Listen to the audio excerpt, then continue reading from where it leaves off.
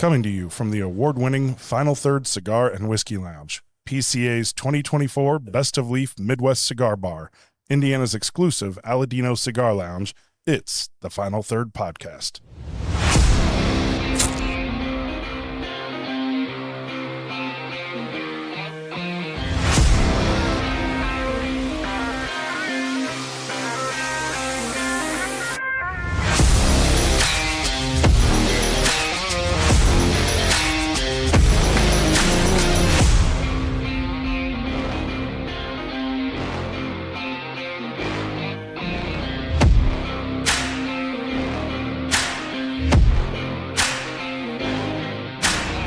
Welcome back to a relaxing podcast with the Final Third crew. I'm Rob.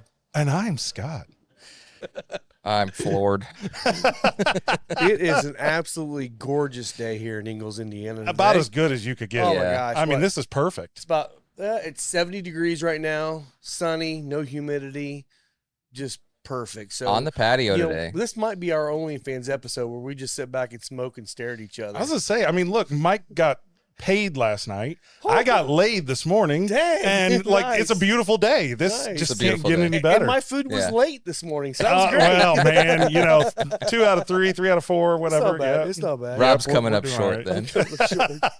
Damn, story of my life. Well, then he had to come to work and smoke and drink all day. So, Yeah. Ah, you know, shucks. yeah. So what are we smoking and drinking then? We are going to go a little bit bigger today. So we yesterday we had the Kentucky Owl rep come in. Super nice guy. Used to be with Cardinal Spirits. Really nice guy. He a good brought by change. a whole lineup of Kentucky Owl, and we drank that yesterday. So we're going to be bringing some more Kentucky Owl products into the shop. We've had the Takumi edition, which is like a Japanese style edition of a Kentucky bourbon. We're going to be drinking 3 different Kentucky Owl drinks today, and I will be bringing it. We're going to be having a tasting with them too coming up here in another month or two, so that's going to be exciting. And we're going to be smoking the Padron 1964 Imperial. So thought we'd go ahead and do a really nice pairing together. You know, Kentucky Owl, the one nice thing, well, let's get into it and then we'll talk. Yeah, this is what episode number are we on now, Mike? I think 115. 115. So this is the episode 115 pairing. Nice. Yeah, nice. so we're getting back to the pairing. So this is our pairing for the rest of August. So if you I come like to the that lounge, idea. you come to the lounge and you're going to see it up on the board. And Rob, what's the normal discount on the pairing? Good question. I thought it was 10%. It's either 10 or 15. I think it's 10. Okay, so 10%. That's when with you, the pairing. Yeah, when you buy a Kentucky Owl product with this Padron 64, you're going to get 10% off for the episode 115 pairing. And I will tell you, you don't normally get discounts on Padrones, no matter where you go. Right. So to get this pairing and get the discount, it's actually a nice deal.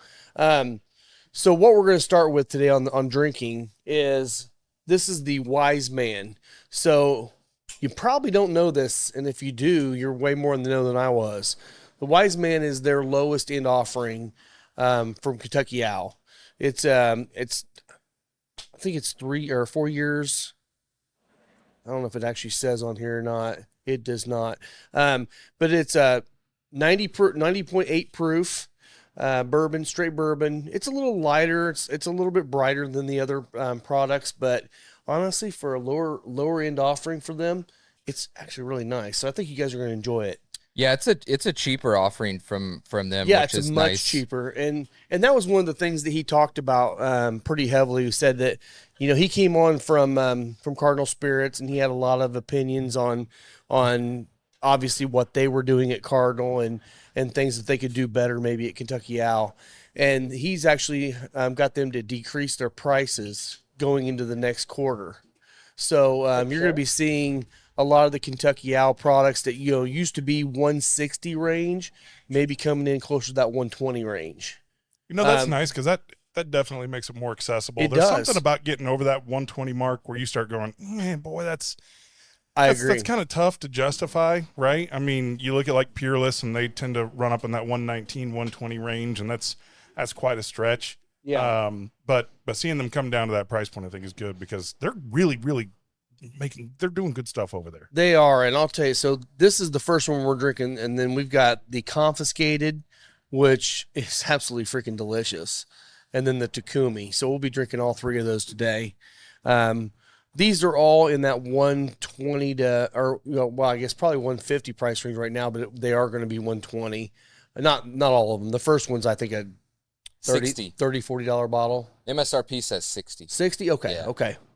I was thinking he said that's going down to 40. Maybe. Well, that's cool. That would be awesome. So I'm doing a cold draw on this Padron, and I had frosted mini wheats and coffee for breakfast. This definitely leans more towards the brand. A little bit of pie. That's a pie for breakfast. Yeah. No, I didn't have pie. Yeah, you did. What? Anyways, that's a different pie. Yeah. Something else got shredded with your mini wheats. Man, Janelle watches this podcast. She's gonna be pissed.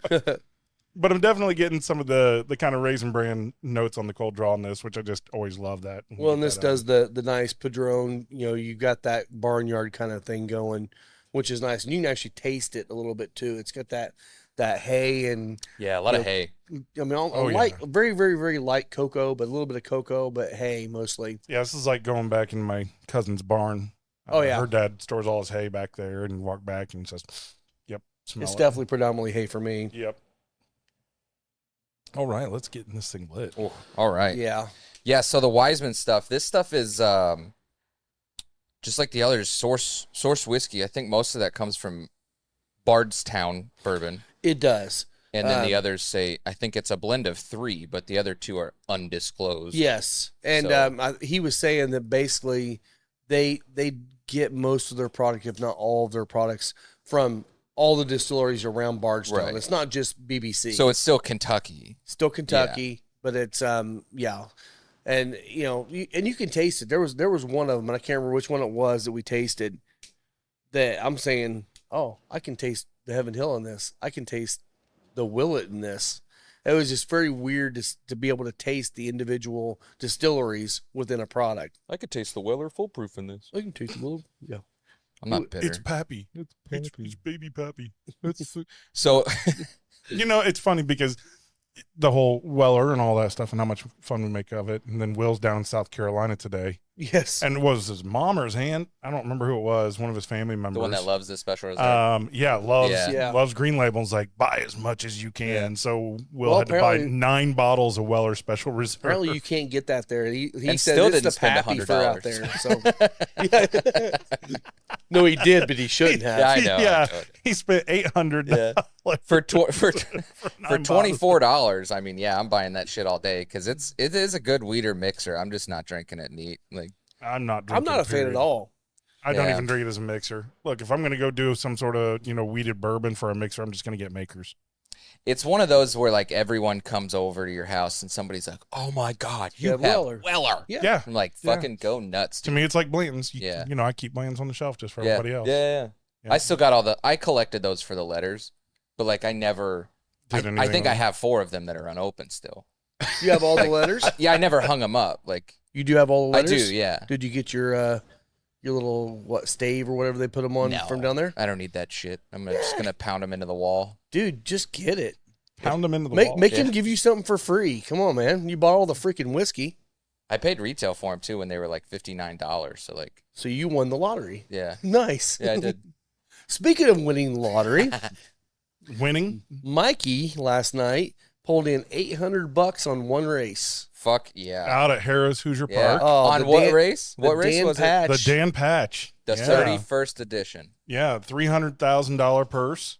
Congratulations to Duncan, the horse, and what was the Kyle Wilfong. Yep, Wilfong, Kyle Wilfong. And that's a big payday for a guy like him. He's been moving up the charts out there. We got Tetrick and DeLong have been first and second. Yeah, DeLong won 4 races last night. He did, I didn't even realize that.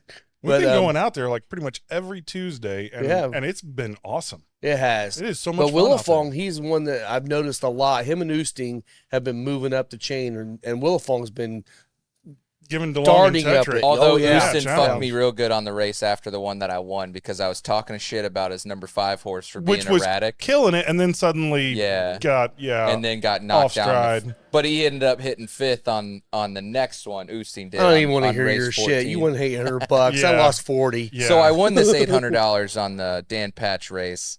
I hit the superfecta and the trifecta and the 2-horse to place.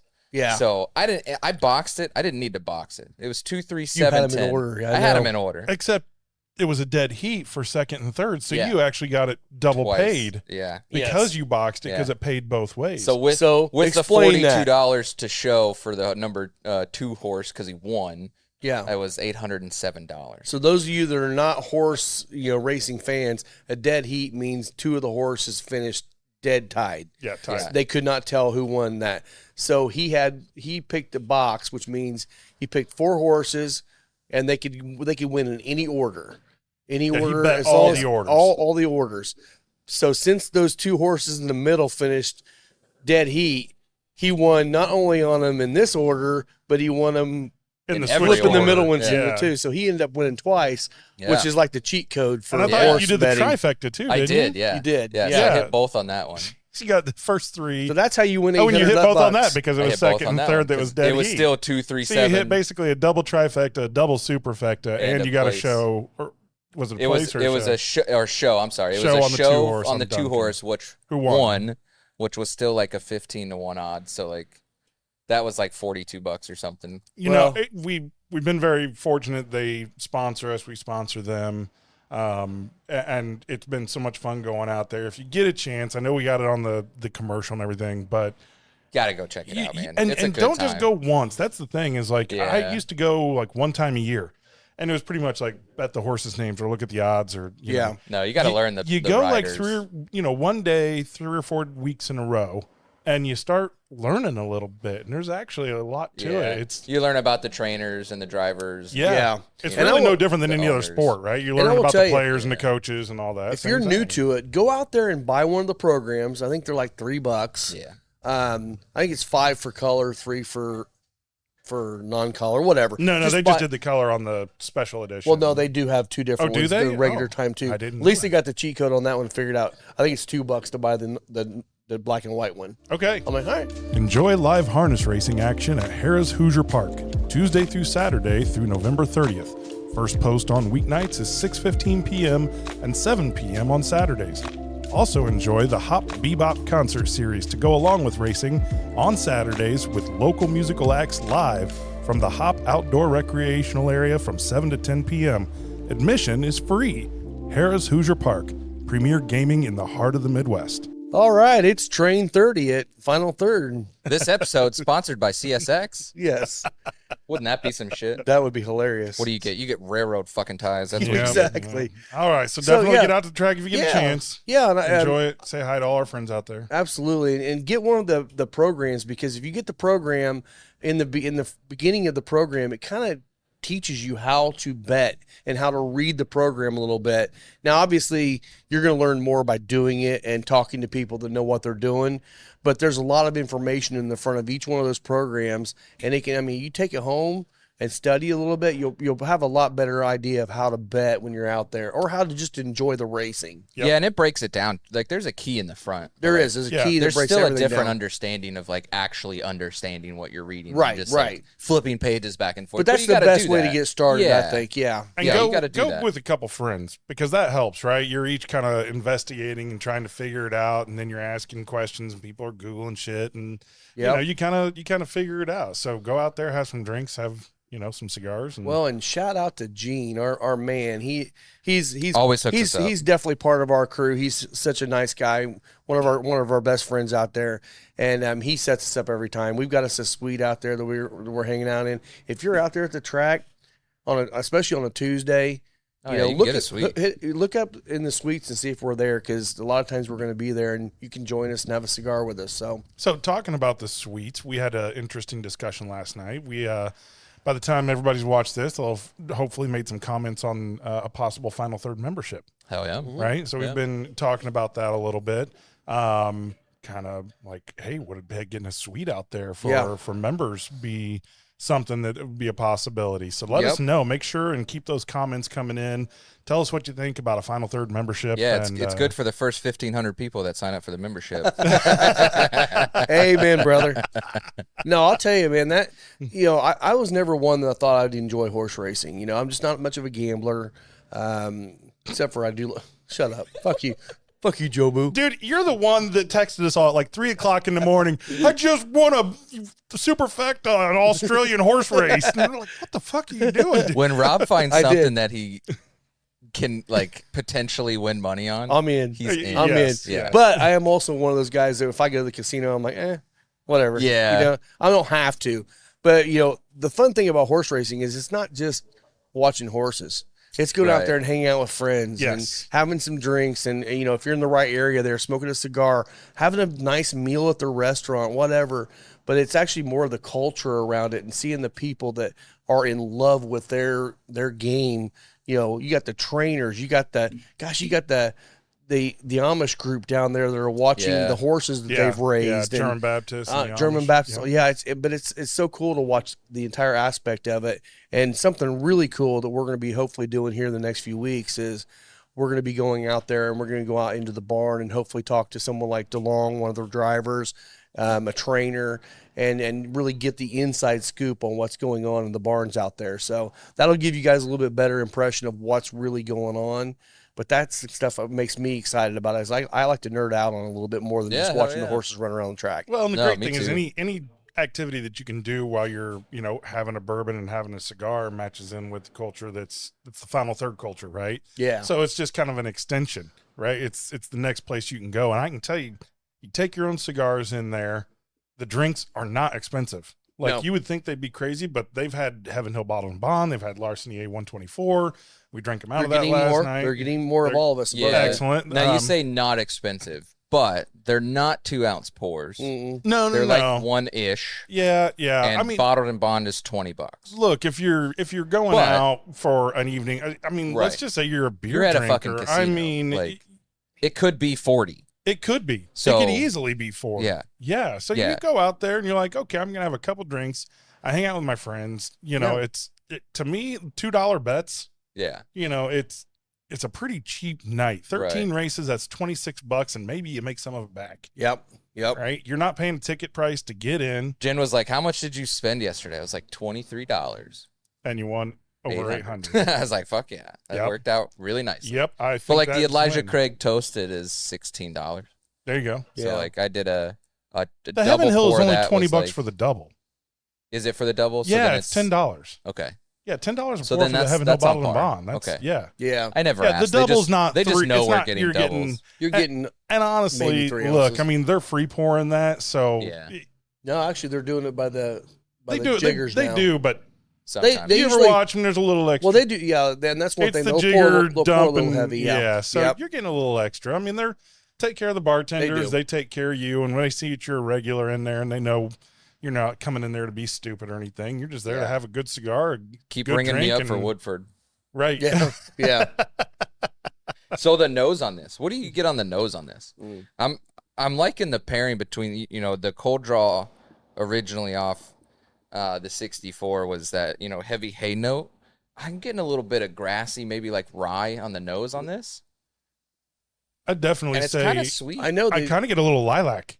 Okay, It is. It definitely has some more of those brighter, higher notes. I'm getting a little shellac. Shellac. Maybe like a clover honey. Mm. Yeah. I'm skewed. I downed like 15 honey sticks this morning, so Oh well, yeah. See, and That, I got some sugar. even on in the me. palate, I get some of that honey and the little bit of floral and honey in there. You're not getting quite to the caramel and the richness of it, but you not get the more heavy of the vanilla. honey, Yeah. not the heavy vanilla.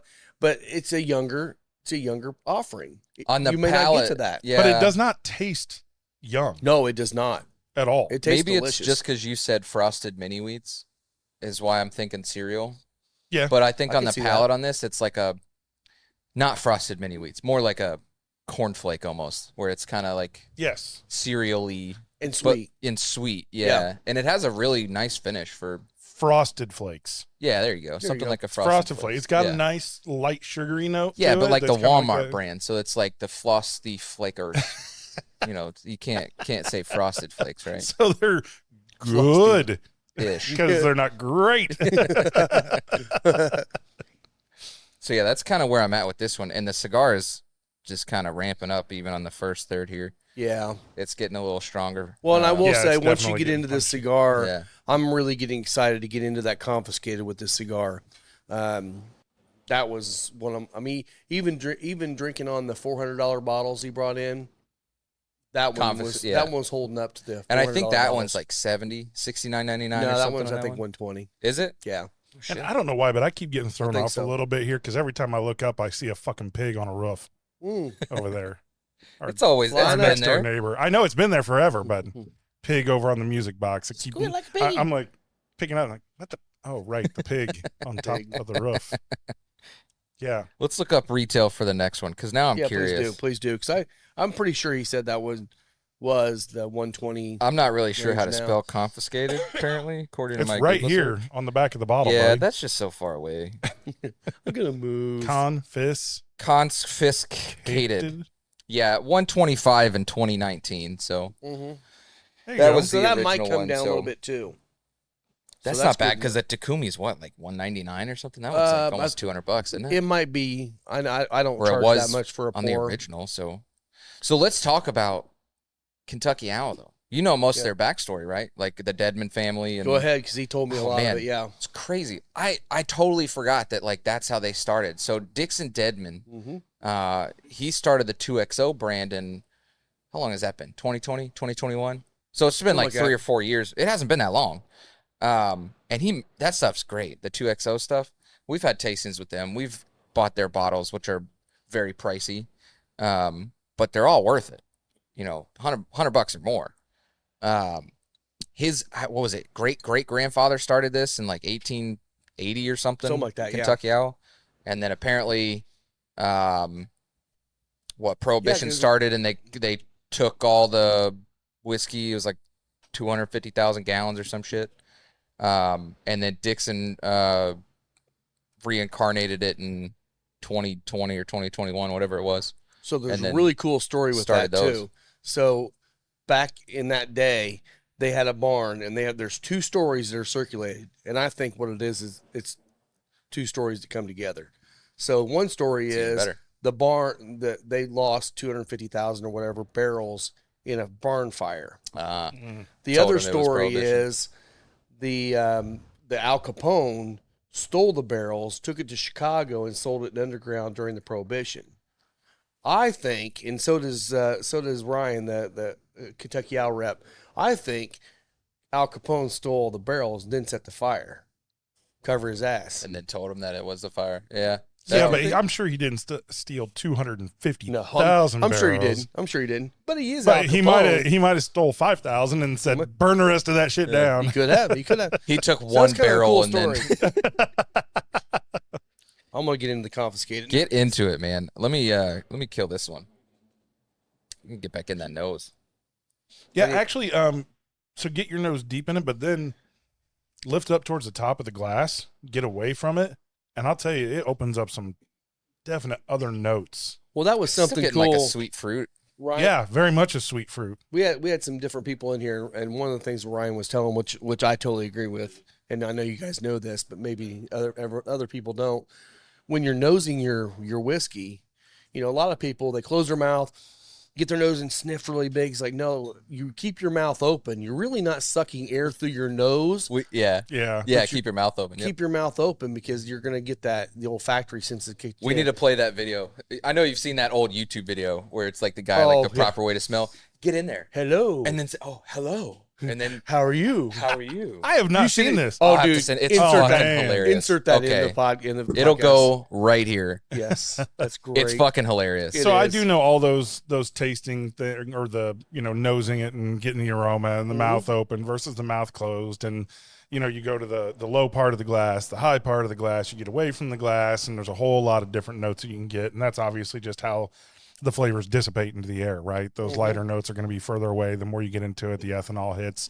And then obviously you can burn out your nose with just that ethanol hit. So opening your mouth can help kind of alleviate some of that. Yeah. I tend to do all of them. I do too. Yeah. I go across the board, mouth open, mouth closed, nose in it, nose out of it. Just try to, you know, kind of figure it out. So I don't think that there's necessarily a wrong way, except to say this is the only way. Well, you know what I started doing? The one thing I would say would be the wrong way. The only thing is the wrong way is starting closed mouth, and taking a Right big in. sniff because Yeah. you're gonna You get that ethanol right off Yeah, the top. you'll get your you'll nose get the is heat. done. Yep. Yeah. So I've noticed something that I started doing like I didn't even realize I was doing it until like a couple weeks ago.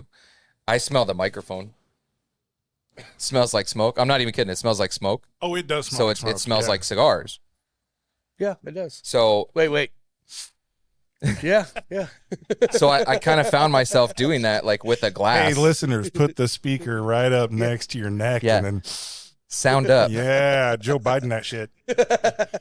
Bo Jiden. Joe Biden. So I kind of like found myself doing that. Like I'll lean in, smell that, and then I'll go to the glass. Instead of like, it's just a different like mild smoke note. So I'll just kind of help. Yeah. Add a little. And I didn't even mean to do it. Like one day I meant to reach my nose into my glass and I just kind of went, and then I looked. I think I had a few drinks that day. It's also like when you nose your water when you're at the restaurant. Yeah. Have you ever done that? Yeah. Oh yeah. I do that all the freaking time. So I felt like an idiot it this smells like morning. Coke. So we went to the farmer's market and we're at the balsamic stand getting samples Did of you give me a bottle balsamic. of that? I fucking did. Yeah. Oh damn! I should have had you get me one. So I'll go next week. I'll get you All one. right, give me one. Dude's handing out samples so we can try this stuff in these little clear samples. So like first thing you do, is Viscosity. That's pretty good. Yeah, and then okay. Yeah, I'll take that one. Yep. Like you're hardcore sampling this shit. Like Nice. Yeah. You ever hardcore sample like some really, Is really that the real aggressive high-end extra virgin balsamic? olive oil?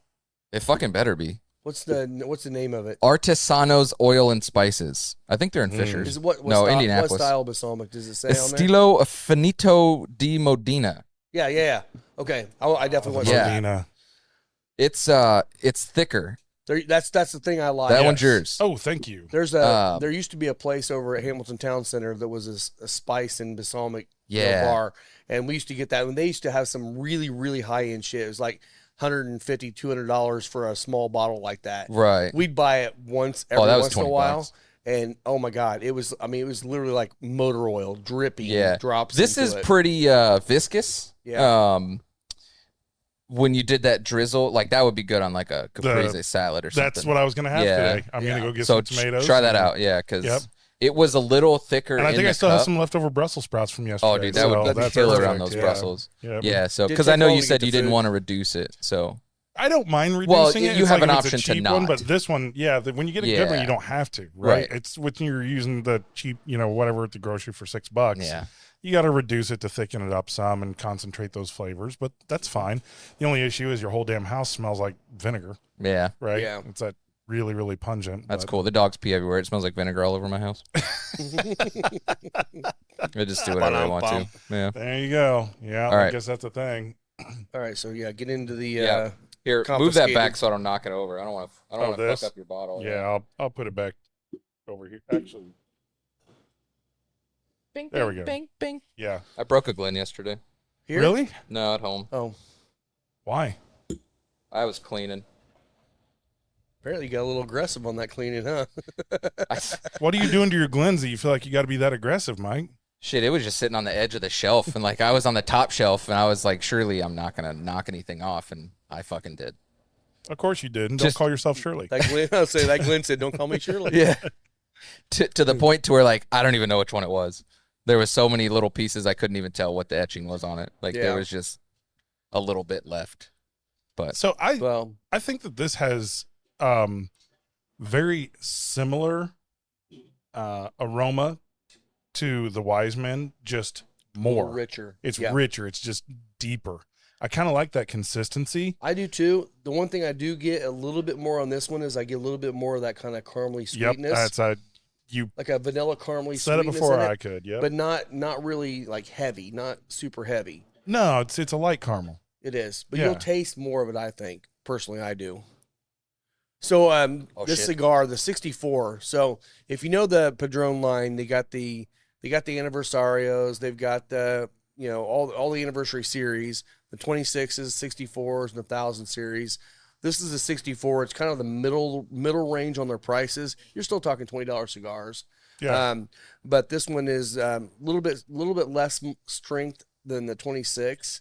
You get more of those darker chocolatey notes, and then you get just a lot less of the black pepper. It in does your have a nose. bit more sweetness to it. It does. Not to say it's a sweet at all. It just is not, got no. that kind of 70 or 60% dark chocolate. Yeah, exactly. It has a much more tame retro than Which- the yeah, 26. not Which I don't aggressive mind. on I that. tend to go to the 26 more because I do like that little bit of a punch in Yeah. the nose. But Yep. but this is such a good cigar, especially starting out in the morning like this. This is really nice. I was gonna say it is actually really, really nice for a day like today. Yeah, Cool. mid morning or just right at noon. Some sweet drinking. Final Third Cigar is Indiana's exclusive Aladino Cigar Lounge. Come to Final Third for a selection of over 20 different Aladino cigars, including the Cameroon, a wonderful cigar with nice light flavors. Make sure and visit Final Third, the Aladino exclusive cigar lounge for Indiana. I'll tell you what. So I brought talk this, about your I brought paper. this with me. My grandmother, and I talked about it last week on the episode. So it was Farm World talking right here, and I thought that this was really interesting, especially in light of us talking with Drew Estate, yeah. Ben from Drew Estate, and talking about how they're now buying from American tobacco farmers in Florida, Pennsylvania, Kentucky. They're working on a Wisconsin project. Yep. They're talking about they've had a cut of 58% out of all these farms in Tennessee. 241 farms grew tobacco in 2022 compared to 8,206 in 2002. Wow. Yeah, I mean, How many was the first? How many now? 22? Now it's 241. Wow. They've lost 8,000. That's Just about insane. 8,000 farms from growing tobacco in Tennessee. And so they're just talking about this, the fact that the price goes from, $2 a pound to $6 a pound when they're doing the wrapper leaves versus just doing burley tobacco. And I just thought it was really, really interesting when we've talked quite a bit here recently about the possibility of American grown tobacco. And I thought you brought up a really, really good point, Rob, or maybe it was Will last week that said something about the storms really putting crops at risk here. And I mean, I know we see that with like corn, but realistically, the amount of corn that gets destroyed is pretty small because corn is so robust and beans are so robust. I mean, you don't care about the leaves and all that stuff for the most part as long as the plant stays upright. Man, a small hailstorm will ruin a complete tobacco crop, especially for wrapper leaf. Yeah, it'd be gone. You can't It'd use be it for done. wrapper. You can use it for binder maybe and filler, but that's it. Yep. So I thought it was really interesting. If you get a chance, I don't know anything about Farm World. I'm sure they have a website or something, but make sure and check out that article from July 26, 2024. And I think if you get to page 13, you can get to Farmers Only and find you a date too. That's probably Farmers true. I didn't Only. look that far. Yeah. I've never even looked at this. Maybe I should be subscribing. I mean, I do live in Indiana, right? So there's You can find There's Scott's all kinds Farmers of- Only account link below. Yeah. Ohio No-Till Council awards 7 scholarships. nice. Huh. I mean, That's I know Well, we different were different talking things. with Ben a lot about that too, and he said, they've lost some crops with hailstorms, but the one thing that kind of shocked me over the last couple of years in Cuba was they lost their entire crop last year, and they're already not able to keep up with supply, or with demand. So they're definitely going to be. You're going to be seeing a lot more the New World, I guess, cigars all over the world now because they can't make enough in Cuba. And you know what? Good. It's about freaking time. It is. Because the rest of the world needs to realize how great the cigars are that are coming out of Central America, not just Cuba. Well, and how many other places in the world could potentially grow tobacco that are not? Yeah, I mean, Hawaii. It's potentially. yeah, it's got a good growing area. You talk about the volcanic soil, Japan. Mm. They smoke cigarettes like crazy They're over there. already growing tobacco in Asia. Are they? And so they've been playing with that too. And The Malaysian Peninsula would be awesome for it'd that. be interesting to see how they're doing. Because I've had, I've talked to somebody, I can't remember who it was now, that actually tasted tobacco from, I think, maybe India. And he said, it's actually different, but it's good. I could see that. It would be a totally different profile, but I'm like, man, why not, man? Get some tobacco from all around the world. A little bit of curry A little notes. Costa Rican tobacco, which is already being grown now, changes up the complexity of your cigar. I mean, you got to figure like all the microorganisms, the pollens, the yeast, everything that flows in the wind. yeah, It's going to be way different in India than pretty much anywhere else in the world. Right. I mean, the amount of I mean, spices it's a different that they climate grow too, and- right? So Yeah. It is different soil. I mean, it's I Top think to the only bottom. problem is I heard that whole country kind of smells like shit. Well, Yeah. I mean, it's over 1 billion people, so. No, it's barnyard. It's barnyard. so next time you get a this cigar, barnyard, this cigar smells yeah. Smells like Well, that's barnyard. because it was grown in shit. Because there's nowhere else to put it. Yeah, So, yeah. They don't. I mean, they don't have the top of the line sewer systems that we do No. here. So yeah, it's No. just irrigation for crops. right. Yeah, so that's why that's where all those diseases come from. That is China mostly. Well, and also screw Right. monkeys. That'll get you something too. So. It comes from the Wuhan. the Wuhan. Pangolins. That's You what got, it is. you That's got what started Wuhan COVID. on it. Wuhan. What was it? So I saw a meme yesterday about fantasy football leagues and said if your fantasy league team name this year is called Hawk Tua and it had the picture of Tua Tagovailoa Yeah. on it, Right. said yeah. if your name is Hawk Tua this year, you're fucking banned. Yes, Automatic. Your 15 minutes of Automatic. fame are gone. Well, it's funny because I sent that video in the group text, the one of Trump going, "Oh, I need a water," that like blew up overnight, like for no fucking reason. Really? I had posted that video like 2 months ago, Oh, just really? on Instagram, and like nobody looked at it. It had like 100 views in like a day, and that was it. And then all of a sudden, one day last week, my phone's just fucking blowing up. People liking, commenting, like all these like wild comments too, are like, "Fuck this guy. This guy's a piece of shit. Let's go, Kamala." And I'm like, "Oh my god, dude!" It's like, did you fucking listen to it? Like he's making fun of Bo Biden for one. Like, it has nothing to do with you. It's like Is anybody else satire. kind of disappointed? Not that I really give a shit either way, but is anybody else disappointed now that we don't get to do all the Joe Biden stuff anymore? I am a We're little still gonna bit. do it. Yeah. It's like, yeah. I mean, I guess we still can, but it really doesn't matter anymore. Yeah, we're still gonna do it. I mean, I'm sure something's gonna come up again. Like, there's gonna be new footage of There'll him be falling something. down the stairs or something. That's So- there will daily. be something. Yeah. That's walking home. Yeah. After he's retired and gone, I'm sure we'll see him in It'll his be- library or It's whatever. going to be an interesting season. We I'm still kind got of to do that interested to see. politics episode at some Yeah. point. Yeah, so we talked Yeah. about that yesterday. Bring that up, Rob. Talk Yeah. about your new friends. Yeah, well, I'm hoping to kind of Yeah, show they up might here be in a here few today. minutes. We got Senator Mike Kreider. Met him and his wife.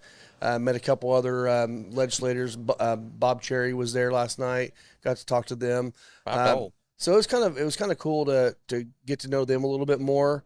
And they're cigar guys. Most of them are cigar guys. Yeah.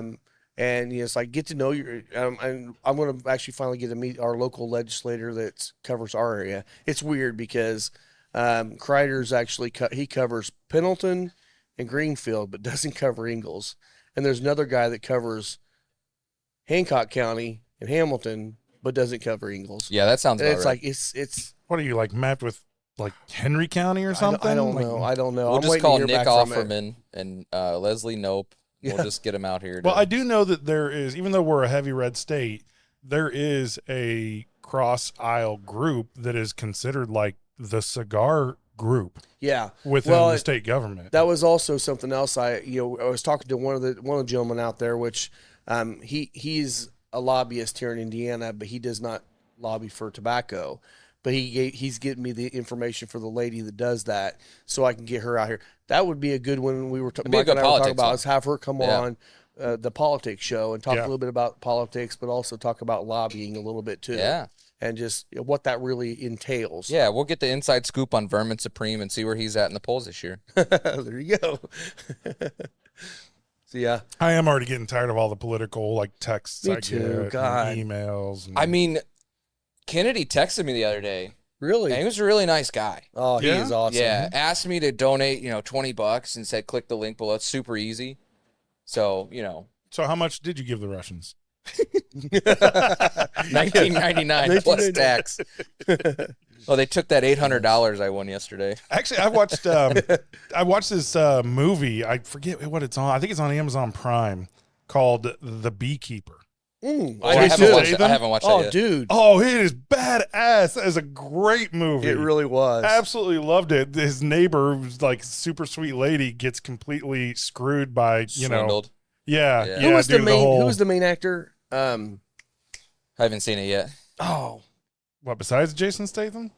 Is that the beekeeper, right? Yeah, he's the beekeeper. That's his name. I can remember his Yes. name.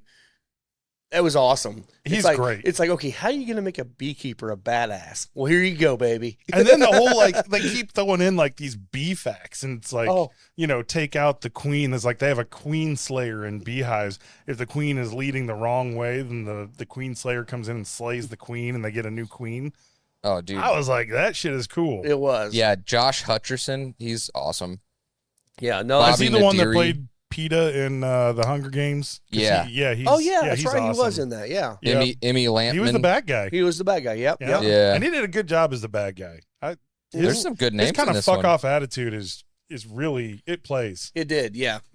I don't give a shit about anybody. Screw all of them. Yeah. I'm making $180 million a month. Yeah. Those Yeah. scammers. But it was a some good really names in cool this one. movie. There's been some good ones I've watched lately, out there. I mean, I did finally get to actually watch the entire movie Deadpool and Wolverine. Congratulations. Thank you. You only Third had to go fucking a time's a I charm. just second or third? Second time. I got it in second this time. No, Did you watch I mean, you did see the bye bye bye dance at the beginning, and honestly, That's all you need. that's like That that was was great. it. You're good. But I did, after watching it the second time, I realized I didn't sleep through the middle third. I slept through almost the entire freaking movie.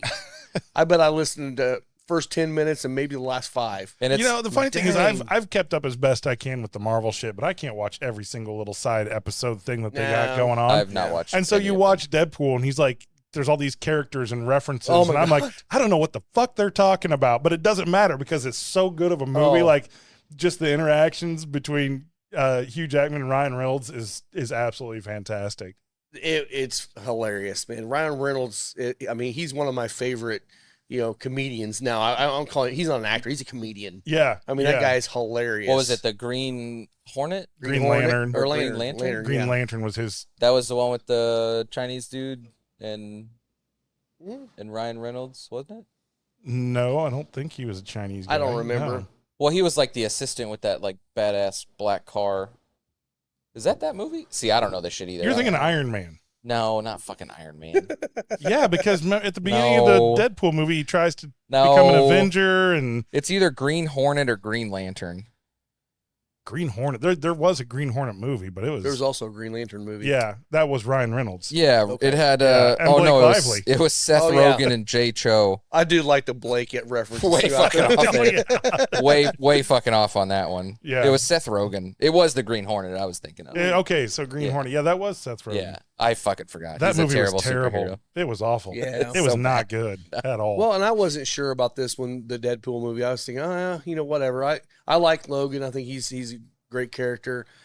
That movie was great. it was. The best It part was was who is it that plays Captain America? What's his name? Chris Evans? Hemsworth. It's not No, Hemsworth. not Hemsworth. It's Hemsworth Evans. is Thor. Oh, Yeah, I okay. It's think Chris Evans, it's right? Evans. I think it's Okay. Evans. Yeah, but he also played Johnny from Fantastic Four. And I so always- you get it. It's like, oh, this is going to be Captain, and then he's Johnny Johnny. from the Fantastic Four. I It's completely like- forgot that was the same character because, in Captain America, he's either a scrawny little kid or he's right, badass, Captain right, America. yeah. Johnny was somewhere in the middle. Did you stay all the way after the credits? Yes, I did. Oh my Yes, yes.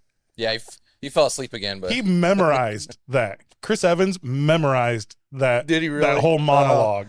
Yeah, Hey, he's so- like, I never get to say this stuff on screen. Yeah. I mean, I came back and I told Janelle, when he's going on a diatribe and slips a cum dumpster in there, I was like, that's Captain America. It's Come Captain on. America. That's America's ass right there. You That is ever watched- America's ass. have you ever watched the show The Boys?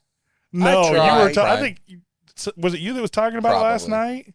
Maybe. Yeah. No. It's the No, other it was superhero Will. one. It was Will Heine Heine. because we were talking about girls that are topless in movies. Yeah. And he's like, I have never seen more dick in like one series than Oh, I've for seen in sure. The Boys. Yeah. It was a there's a whole never-ending orgy parade episode. of penises coming across the screen, Jeez. and you're watching this, superhero movie or Yeah, whatever. yeah. TV It's like show. the anti-hero superhero movie. So it's all or show. It's all about the other side of the superheroes that are not really superheroes. Like they monetize the fact that you're a superhero. They turn it into this whole like Marvel universe type thing. Ah. But they're all assholes and they all like just murder people. So it sounds like you just described a John Mellencamp concert. Done up. Ooh, zing. Wow.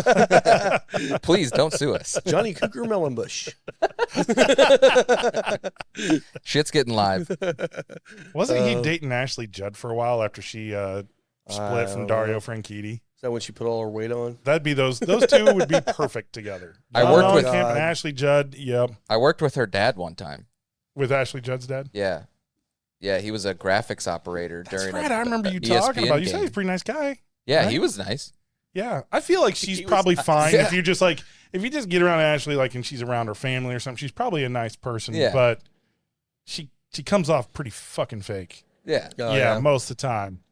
I mean, I still will never forget her running in that white dress down, pit lane when it's raining. And Dario wins his, whatever it was, second or third Indianapolis 500. And Well, the dress disappears in the rain. she's definitely pretty. Yep. Yep. Oh, man. I like her boobs. So have you Sounds like Grant showed up on the show. boobs? Boobs. So have you watched more than the first episode of Your Honor yet? Oh, my God. I'm almost done with it. I finished the show. That's an addicting show. If you haven't seen Your Honor, it's on Netflix. Yeah, Bryan Cranston. My God, every episode, you're like, how deep can this get? Oh, here, Right. going deeper. Here We think go. it's going to end, and it's just like, oh my God, there's more to this Just I show. guess it was supposed to only be a limited series, one season. But yeah. Then they had the it second. did so well, and, they like, decided I to will come say to the second. first season definitely was better, but the second season's getting deeper. yeah. I mean, it's, How many episodes you got left? I probably no more than a couple. Yeah. So it's two I'm almost 10-parters. Okay, yeah, I So- maybe got 2 episodes left. Yeah. My favorite part about it was the naming convention. If you ever pay attention to the naming convention of like the episodes, it's just part 1, part 2, one. part Yeah, part 3. 18. Yeah, Yeah. part 1 through part 20. Like there's no clever names. Yeah. It's just part 1, part 2, part 3. Yeah. But But it these is guys really no put in some chapter thought. names in a book. Nope, just- that's it. Well, and I mean, Chapter it all 47. comes back to one 17-year-old kid that made a terrible mistake. Yeah. Is everything that started this entire onslaught of stuff Yeah. happening. We've been there, bud. We feel your pain. Well, I mean, you're right, though. I mean, it's just like one thing. It's like, okay, what would you do in that situation? Yeah. Hopefully you would do the right thing, but you're a 17-year-old kid. You get scared. What are you going to do? And then as a dad, Yeah. what do you do? I'm like, Exactly. you got to watch the show. That's a judge too. Oh, I my guess God, Janelle Judge. watched it. She loved it. It's I haven't good. watched it yet. I'll have to add it to my list. It's very good. Thank you to sponsor Deadwood Live. Derek with Deadwood Live is producing top quality live edge products as well as bourbon themed furniture. If you've been in the lounge, you've seen the custom live edge table and barrel stools produced by Derek. Be sure to give him a like and follow on Facebook at Deadwood Live. That's DED Wood Live. Dude, You I never still know. go back and watch like the birth of memes, like the first ones that were out there. I mean, shit that I tell people, I'm like, oh, did you ever see the Yada video? And they're like, what the hell is Yada? Do you guys know what I'm talking about? Yes. Yes. Yeah. You know, see, Yeah. we're all educated here. We know our memes. Yeah. Yeah. Or So the, explain it to everybody oh else. yeah, you just got to go YATTA. It's a video that was done by, I don't know, some Japanese group or something. And the song is called Yata. And I can't even do anything. There's no Yeah. justice that I can do to describe it. You just have to go search it. Yep. Or Chocolate Rain. That's a classic. Yeah. Yeah. Yeah. Or the, that one is so fucked. that one is fucked. That is really fucked. Yes, but it's hilarious. Or the old webpage that you go to, the Badger. That one came up in my feed the other day. Did it really? Yes. Like it was new. Like somebody's like, "Oh shit, have you seen this Badger?" Well, it thing? was one of those like, oh, if only there was a page dedicated to '90s memes. And Oh, like yeah. that was what it was the Badger one. And like that was mushroom. yeah. It's a snake. Oh, it's a snake. There's still nothing better than Taste the Biscuit, though. Oh man, Taste the Biscuit is good. that's the new age Yada in America. It kind of though. is, yeah. It is the new It age Yada. is because like that's Taste the Biscuit. they're dead fucking serious about all of that. Oh I'm my kind of God. surprised. I never see the owl saying "Oh really" anymore, ever.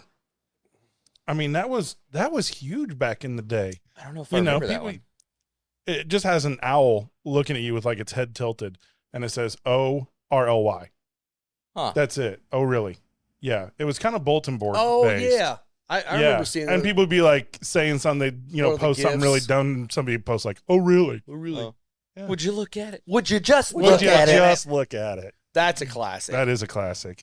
Yeah, there's I like just want to punch that guy in the face. I guess scrolling through like Instagram and stuff, like doom scrolling in the middle of the night, is getting to me. And now there's a Did you bunch say of these doom scrolling. Yeah, doom scrolling. I haven't heard that term. All right. See, we're still It's where educating you you. literally- Yeah, I guess so. Yeah. lose like 5 hours of your Yeah. life by scrolling. Right, Yeah. and you go, "What the Facebook, hell was I whatever. just doing?" Yep. But there's all these like satire pages that are popping up, and they're like, "Oh, if there was only a page dedicated to 90s or 2000 memes or whatever," and like all this shit showing up on there, like the Badger, the really dude, the Dude, guy that was Yada like was staring from at like the chick's ass. 1997. Yeah, Maybe 96. I mean, I started on the internet in like 91, Yeah. 92.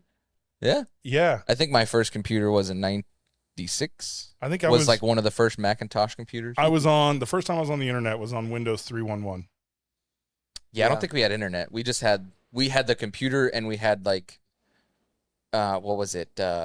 Felix Playhouse, There you go. and Felix Movie Maker. Yeah, I had Commodore VIC I was 20 going to say. with a tape drive, baby. Nice job. Hell yeah. Cassette tape drive. There you go. There Hell you yeah. go. I was on a K Pro with CPM. I guarantee you guys don't know what any of that shit is. Yes, I do. You Yes, know I do. CPM? Oh yeah. WordStar? Yes. Hell yeah. Adventure, man. Yeah. Yep. I played Adventure. That was the old Oh. MUDs, the multi-user dungeons that were text-driven.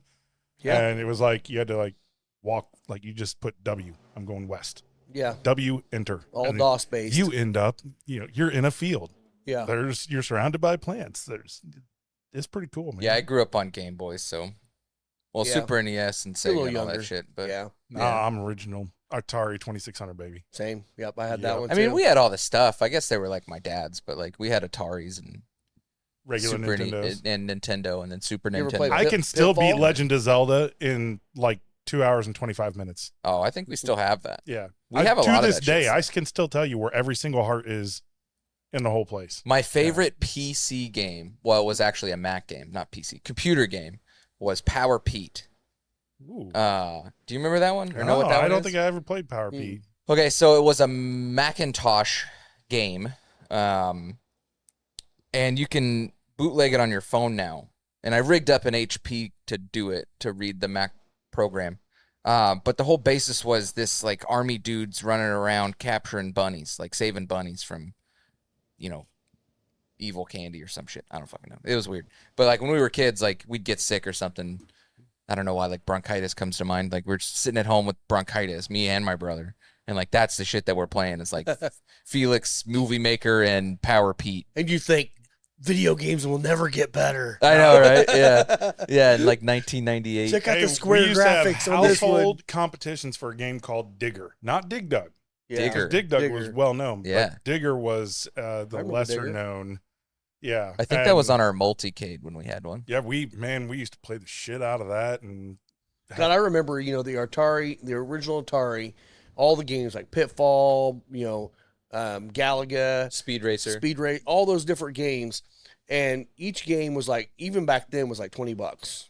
And that was expensive for every that was game. crazy expensive. Now you can go to freaking Target and buy one of the little joysticks that has all the that games shit, they've ever yeah. made on For Atari $20. for less than $20. Do they It's even like, sell dang. like discs anymore? Like Xbox and PlayStation stuff? yeah, think they it's- do. I think they might, but they I think do. most of it's just Yeah, all. I think a lot Well, of it's they- download now. So they still do discs, and a lot of people will still only buy discs because of GameStop. Right, this kind of led Yeah. into that whole GameStop, the Yeah. finance thing. Kitty- that would whole that have been Kitty, amazing to yeah. be in on that? what was it? The fuck was his name? Dumb Money. Yeah, Oh, that was a great Yeah, fucking movie. great We're talking about movie. movies. That was great. But yeah, the idea is that there is Fear a the lot Kitty. of gamers out there that said, "Look, I'm going to play a game, and then I'm going to be done with it. And if I can get $5 or $10 back for it, and somebody else can enjoy it for 15 or 20 instead of 50 or 60, Yeah. why not?" And to me, that's it's a good point. GameStop could always have a business model doing that. yeah. They won the court cases that said they can't, stop them from doing that. Yeah, they can't short. Yeah, On the stock. Well, no, not the stock thing. They can't stop them. There was from the exchange. From the actual exchange program, because the game developers came out and said, no, we don't want that to be allowed. Like, you're buying a license, but they said, no, the media is the media and it can be traded. Yeah, I mean, Yeah. for them to say that, like for Rockstar to come out and say that, like I get if you're buying the license if you download it, right? Like if you're downloading it, then putting it on a disc, then taking it to GameStop to trade in. That's a problem. Like you're a piece changing what you that's originally pirating. bought. But if you're buying the disc, like it's still a single use license. Like you can't burn that game. Right. Like you can't copy that game over to do it. Well, yeah, you saw just at my house, we're doing the whole DVD clean out thing right now, and we had like 500 DVDs. There's a train again. Chug. I don't know any more railroads. I think I said the 3 that I knew. Norfolk. Is there another one? Norfolk, R.J. Corman, Polk. CSX. Polk used to be one. CSX. Oh, Polk. Yeah. Isn't that one of the Baby, ones I'm on? Conrail. Conrail. Conrail. This commercial break brought to you by Conrail. Yeah. Which that one happened pretty fast. That train went by. We might be able to just. That be was okay 10 with minutes. that. Yeah, fuck. We're good. That was We're good. close. Yeah, that train was early. 10 minutes instead of 20. Yeah. Thanks a lot. Thanks, Mayor's. Apparently, Saturday's the day to move all your freight I guess. everywhere, or return all the empty freight. Look, that's funny. All these shipping containers, and there's a shipping container on a semi trailer on top of the train. Yeah. Well, if you Couldn't you notice, just use the all semi? the trains have been going northeast. Yeah, They've already Yeah, we've had delivered. one. Now they're taking them all back empty. yeah. We had one go by. That was about it. Do you know the term for empty carrying Deadhead. things? Deadhead. Yep. Dunnage? No, deadhead is when dunnage. somebody. Dunnage is the term. Deadhead is just your That's a person. trailer. Well, it's a trailer without, or a tractor without a trailer. Yeah, that's Deadhead. semi. Oh, okay. Yeah. Semis. It's also somebody that like is flying in the extra seat in the airplane. That's right. Yeah. Yeah, the deadheading. You can find all your train knowledge here at Final Third Cigar and Whiskey Lounge. We're not just pretty faces. That's right. And pretty bodies too. We can tell you about metal on wheels. By the way, if you're not watching this episode on YouTube, you're missing out on Scotty D's body right now. Yeah. That's true. He's got it hanging out. Sun's today. out, Tums out. That's right. That's right. It's a beautiful day, and That's going to be a new tagline. I didn't even button this up when I put it on. I just threw it on, hopped in the truck, came over to the lounge. I'm like, man, there is no reason to button my shirt today. Well, you wanted to make sure Janelle got to see that thing walking out. Yeah, she saw it this morning already. Yeah, I walk around and it's like, what the fuck is wrong with you? I'm like, geez. See if I buy you honey sticks. Yeah, Sticks. I'm not the biggest fan of clothes anyway. That's cool. Yeah. Clothes are overrated. They are. I'm not a overrated. fan because you have to like fucking clean them. Right? Well, the good thing is, Mike, you only have 5 shirts to clean, so it's all fine. It's true. Actually, I think you have 6 now, don't Yeah. you? Yeah. I mean, I've had this one for a while. You've I had just that never one for a wear it. while. Oh, Step I've seen it a few Brothers. times. Yeah.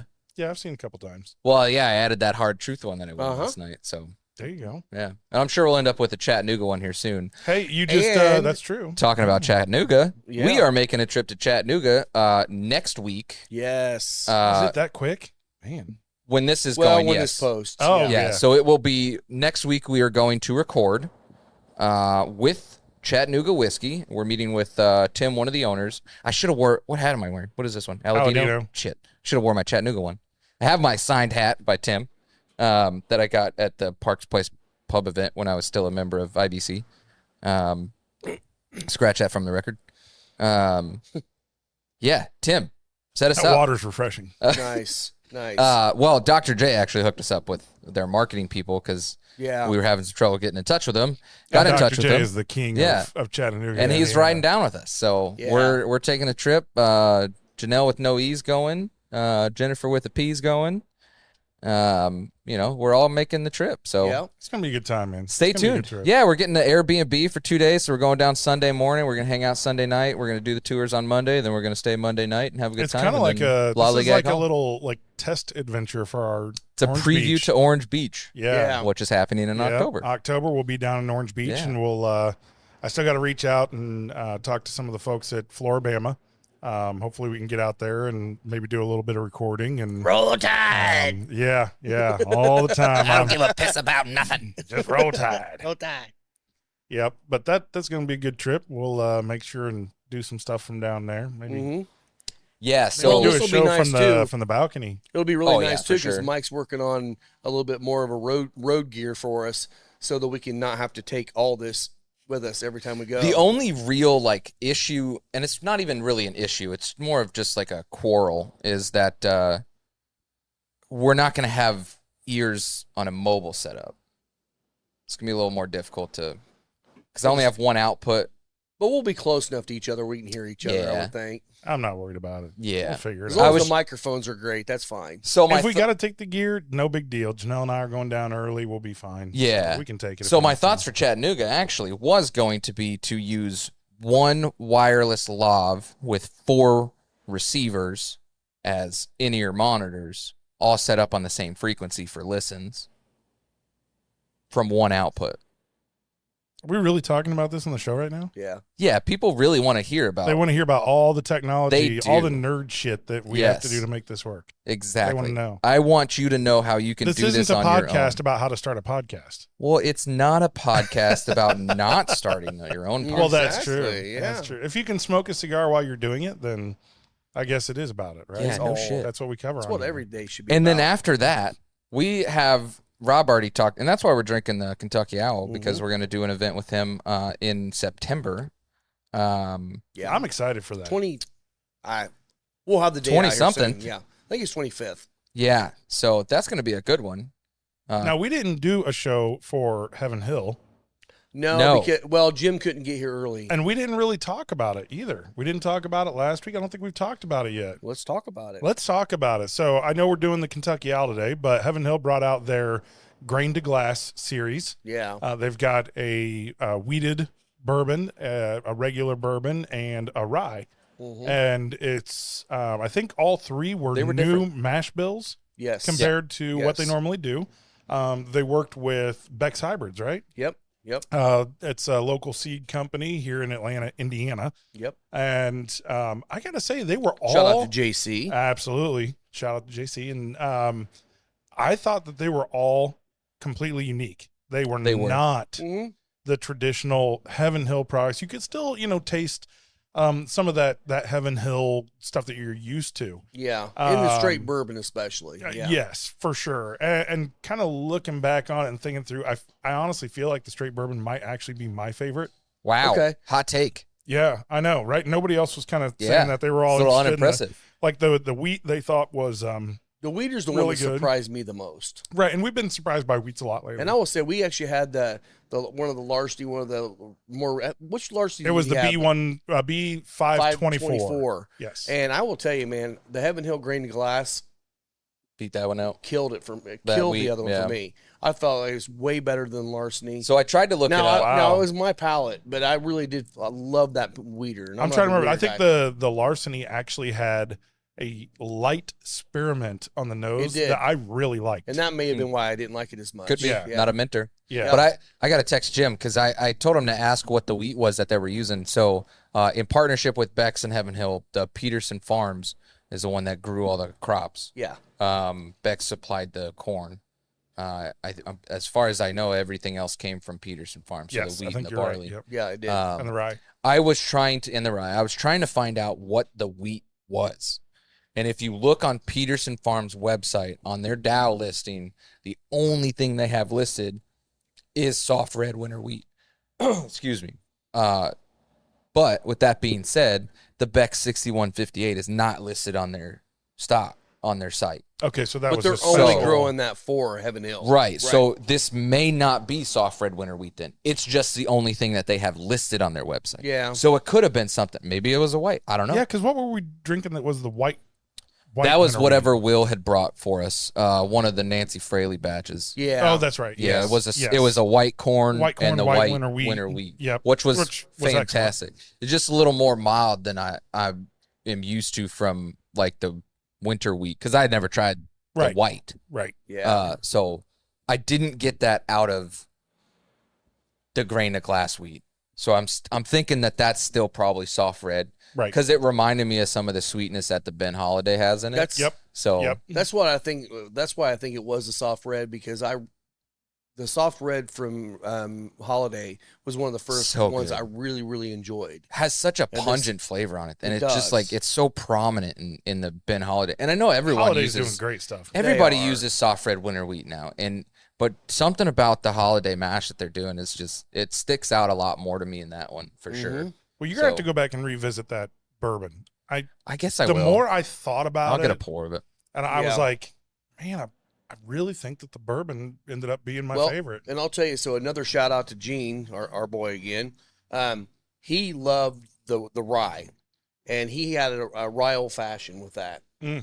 And I went ahead and made one up, and my God, does that not make a great old fashioned? It's brings all that cinnamon to the top. 123 proof was that one, right? I think it's The like rye? one. Or was it Yeah, higher? I think it was. No, I think 123. 123, 124, somewhere in that range. And then the other one was 121. yeah, and then the 107. bourbon was 107. Yeah, so Yes. lower. Yeah, Yeah, I think the higher proof on that rye is what made it so good in a it did. old fashioned, because it didn't fall behind the flavors. No, It kind of The stayed. spice stayed. Yeah, so and- the spice stayed stuck on the with you. front side, and it was Yep. really good with it that really cherry. balanced out the sweetness of an old fashioned really, really man. nicely. So Yeah, I could see that going well in a lot of cocktails. And I know a lot of people don't use cask strength stuff or, higher proof things in a lot of cocktails, but Yeah. I think there's definitely a time and I think place that's for a- a higher proof. I think that's it's a miss. I think it's a misconception is. for sure. And I will say, if you're someone that likes them, usually likes the lower proof stuff, you can always go higher proof and ask your bartender to put a little extra simple in there. That'll bring the proof down Or a little even bit, make it a little just, sweeter. A few extra stirs with the ice will help Yeah. add a little bit more water to Exactly. Yeah. it. Yeah. Just stick your fingers in the water when you're pouring. I it. can tell Yeah. you, like with your Sazerac, Hello. if you don't stir that Sazerac like 30 or 40 times, It's Yeah, 30. it'll sit. it's On the dot. too aggressive. So we talked about that with Gene last night too. He was talking about cocktails, and Rob brought up the stuff that Small Batch is getting in with the ready-made cocktail stuff. And Yeah. one of the things that they have now, I'm not sure if it's on the shelves anywhere, but one thing that's in the warehouse now are these old-fashioned cubes, and it's like it's a pressed cocktail into a cube. Oh yeah, Like a sugar yeah. cube. Yeah. And you stick it in a glass, you add 3 ounces of bourbon, you muddle it, add some ice, and then you got an old fashioned. Right. My only problem with the one that they have now is they used brown sugar in that cube to get it to press together to hold, and it holds better because it, The molasses yeah, acts the as a mola- binder. Yeah. but you can't dissolve brown sugar unless you cook it. It doesn't muddle and dissolve in cold solutions. So there's always going to be a little bit of grit there. And that was like kind of the only turnoff for me, was that you had a little bit of, it was a little dirty. Whiskey doesn't take care of that. It didn't for me. And No, and I feel like a lot of some more traditional bars will use the sugar and muddle it, and I know that's kind of a traditional way of doing it. I don't like it because Simple it does syrup not. is the way to go. Simple works because Yeah. it blends and it completely takes over, or goes into the entire cocktail where the sugar ends up resting, and all you're getting is like all your bourbon up front, and then you get the Right. sweet at the end, and it's not balanced. and it's That's what I different. want. It's different than the infusion ones, because the infusion ones are either dehydrated or freeze dried fruits in a bag that you're gonna set into your liquid, and it's like steeping a tea, right? Yeah. So that's Well, I gonna kind be of a wonder little if different, you could, use hot water out of the tap and just to get it rather dissolved. than stirring 20 or 30 times with ice, use a tablespoon of hot water to dissolve and then and kind of muddle with your whiskey. It'll bring the temperature up to maybe Ooh. 110 degrees, maybe 105. That might get you enough to dissolve it, and then add your ice in and serve. I got an idea. I like that with the hot water to dissolve it. So you dissolve it in hot water, make sure it's mixed Which well. you don't want a bunch, right? But then you use a high proof on your whiskey. Here's my thought, though. You do that into an ice cube. So you freeze that into an ice cube. That way you're not putting a hot solution with the cold or That's- a room temp. That's a lot of prep work. It is, but it may come out to be a little bit better on the back end, to where you stick that in the glass, let it kind of melt down a little bit, and then you don't put a cube in your old fashioned, because it's going to come out cold. Right. And because then you're pretty much making an old fashioned simple syrup out of an ice cube. Again, So- that seems like an awful lot of work. It I is. was thinking that you That Trademark. only works if you talk in your microphone. Yeah, Sorry. dumbass. I was thinking you said that they also were doing something in like little vials, like little test tube vials. That's what it was like It's more packaged in. liquid. I haven't Um, seen those yet. They had talked about I've them, heard but I people haven't talk- seen them yet. Fuck, whatever. Yeah. Microphones, damn it. I think that would be the way to go. Have like a small little vial.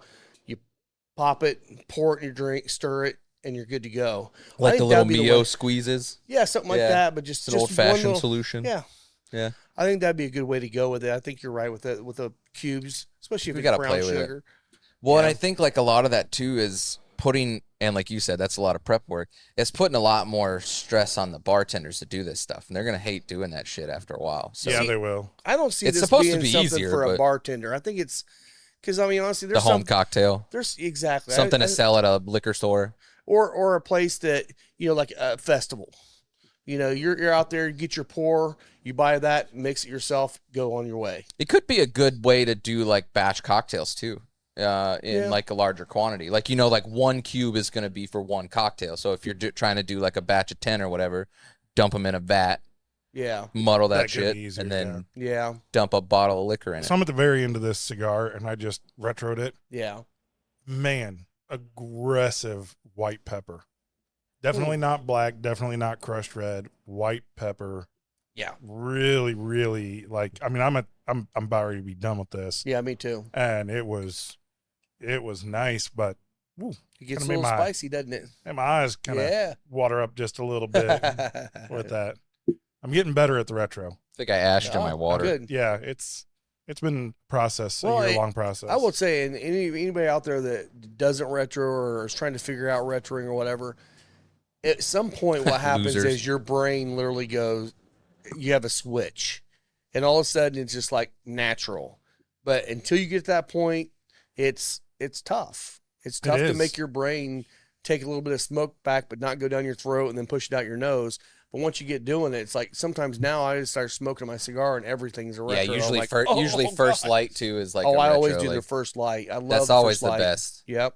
The very first light on there with the nice retro is Well, it just kind of sets the tone of like what your flavor profile is going to be. my glass looks really sad. yeah, I was gonna say, All are we right. ready to drink this? Let's move last on to one the here? Takumi. Here, swap this one out. Go ahead and stick that back over there so I don't have to get up.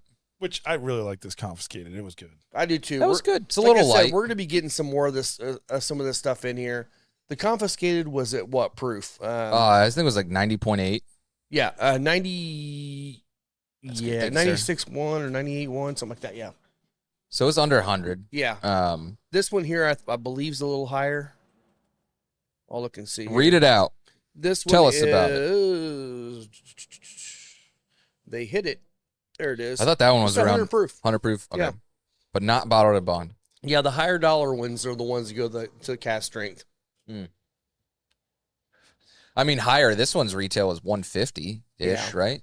Yeah, but they have $300 and $400 bottles too. Yeah. What was the one that was 299? So, yeah, why was the don't- green label? Why don't you carry the rye? green label, the rye? We're going to. Good. Okay. I would just There's 'cause not that, much left actually. that Please one take has more been money. that's been my favorite from It was these delicious. guys. It's fantastic. It is high priced. He it brought it out for definitely- us yeah. to try, and it was very good. Yep. That's one of the ones though they're going to bring the price down Oh, good. Good. when they release it again. Yeah. Yeah, good. so it'll be I'm- 155 instead of 190. You know, I No, would actually, that one's the one that's higher than that, isn't it? Shit, I don't know. look if they probably. put I it think out at was $150. I'd be I can't remember. I'd be honestly. super happy with that. Well, when we do the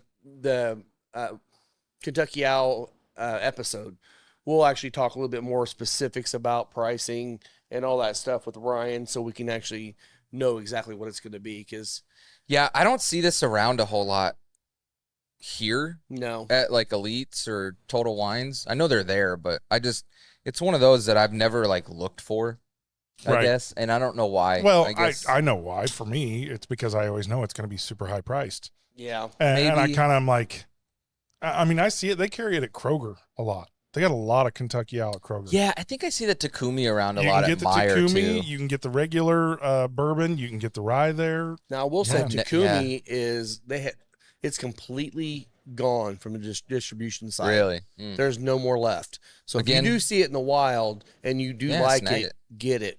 Yeah, again, sourced. All Yeah. sourced. Again, we don't have a problem with that. Yeah. No, that's No. fine. I mean, there's No, we nothing don't wrong care. with source stuff. Like,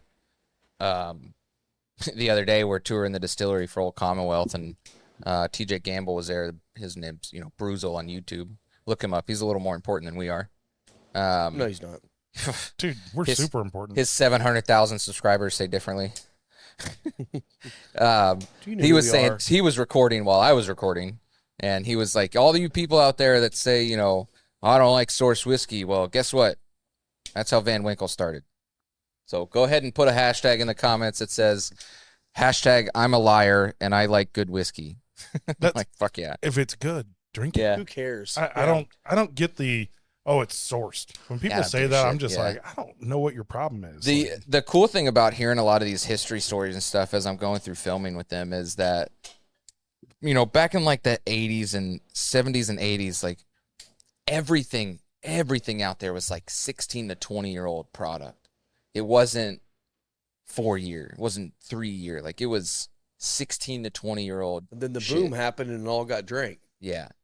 Bought and drank. And now all that shit that's around is worth, you know, $18,000 to $100,000, like that bottle of very old Fitz. Yeah, oh my God. That's selling for like 118 grand or Who whatever. the hell would put that shit on Facebook Marketplace for 18 grand? I What? think it Or was no, 18. 118 It was grand. 118. The 118 Twisted grand. Spoke stuff was selling for like 18 or something. And that's even crazy. Like some 16-year-old undisclosed Van God. Winkle. Well, I can mean, they like, actually, saying- can they legally like auction that? I mean, can they send it off to whatever, you know, Christie's man, or whoever? I don't even want to start to pretend like I don't- understand the secondary market. I don't understand that Like either. there's zero legality Have you to a bought- lot of that shit. Have you bought a bottle off a secondary? Not in ever? a long time. I have, but not in. Rob, mean, have you? I think it was I've like never bought off a secondary. I've bought bottles from like, you know, like Will got that Friends, bottle for yeah. me, for Lisa. I think he got on secondary. I paid him what he paid for it. yeah. Right. But I I've I'll never say I got have on like never- Whiskers. I have never bought not one bottle off a secondary Yeah. ever. yeah, I have. I've only, and when I've bought a bottle off a friend, it's always exactly what they paid for it. yeah, Right. that's what I. That's Yeah. me too. Yeah, Well, yeah. we go get it and like we're just picking it up for. I mean, the highest somebody else. highest bottles I've paid probably secondary or more value is if I'm up at like the event with Dirk and it's all raising money for him to watch. Yeah, I'll I don't bid the call hell that. out That's of it. not. Yeah, I'm donating money and I get a bottle back out of it. Yeah, I don't it call is what that it is. secondary It's as not. much, you It's know, because not. like some of those still go for less than secondary, Yeah. or Right. more than Right. second. So Yeah. like, you know, but secondary that to me doing- is some random on Whiskers. the internet that is Yeah. selling a bottle and you buy it from them. That's secondary market, Yeah. right? And you know that you're not paying retail; you're paying some high number, stupid well above fucking it. premium. Exactly. Yeah. Yeah, I never have. I've never done it. I never like saw, and I see this. I'm seeing this a lot more, even within some of those, you know, regular people that we know that are getting more away from. I bought this bottle. Let's drink it together. Right. And now it's going to. I bought this bottle. Look what I bought. yeah. And it kind of sucks because It's like the crotch shot. it's the, you know, I'm clout chasing this because of the name and like Now, and I will say one thing there. You know, and again, I have some. We all have some really good friends that buy a shit ton of stuff on secondary. You know what? If that's you, you do your thing. But they also will be the first ones to say, "You guys got to try this." Yes. Right. And that's Yeah. like, you know, I know one specific person, and he's building a massive collection in his new house. Now he cracks almost everything, but he also has some really special bottles that he wants on his shelf because he's decking it out. yeah. And you know what? He does pay secondary prices for some of these, but you know what? He can afford it. What's so special about that bottle? Well, it's Tuesday at 4:00 and I blinked and like Yeah. an eyelash fell out. right. So I'm only gonna drink this on Tuesdays. On Right. Tuesdays, And I'm gonna exactly. pluck one eyebrow out every Tuesday. And Yeah. I'm gonna toss it out for my homies. All right. Just making shit I up. guess we went there. Wow. Okay, so yeah, that's I don't really need a special occasion. Yeah, I don't either. Every day, every moment that I get to hang out with friends is a special occasion. So now we're into the Takumi finish Oh yeah, let's get or into that. addition. I still gotta Takumi kill this edition. cigar. This has got a little spice on the tongue. It does. So this is a release they had. I think it was a year and a half, 2 years ago, maybe. And it's a bourbon, but it's finished in or not finished, but it's created in the Japanese style of whiskey, and it does those things that like an Irish or a Scotch or a Japanese whiskey does with that kind of maltiness and everything going in there. Really, really nice and well done because again, they didn't source this from Japan or anywhere else. This is sourced from somewhere in Bardstown, Kentucky. And, Right, they just did a finish on it. and they Yeah. they just did it in the right style, and it's like that's kind of cool Well, that they're able to do that. It feels like that's kind of their MO. You know, being this is the third bottle we've had, it's got lots of really nice fruit notes to Yep. it. Each time you get into kind of a higher end product, you get more of the richness, the longer finishes. This one definitely has the spice to it that you'll often expect from a higher quality product because of that long finish sitting on your tongue. Yep. The mouthfeel is more viscous and coating, and yeah, it's just got. But I really like the consistency that they have in their style. I feel like I could probably taste a Kentucky Owl without knowing it, and be like, "Oh, that's Kentucky Owl."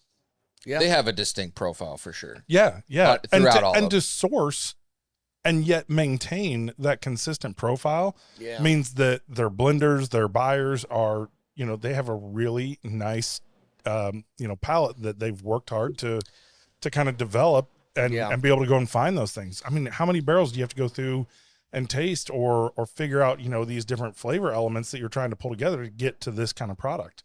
Well, That's some work, man. And I believe he was saying, and again, we'll go into all the details later, but I'm pretty sure he said that they're building out a distillery in Bardstown area, Kentucky Owl Distillery. First one they've had where they'll have a nice tasting room and an experience for all that.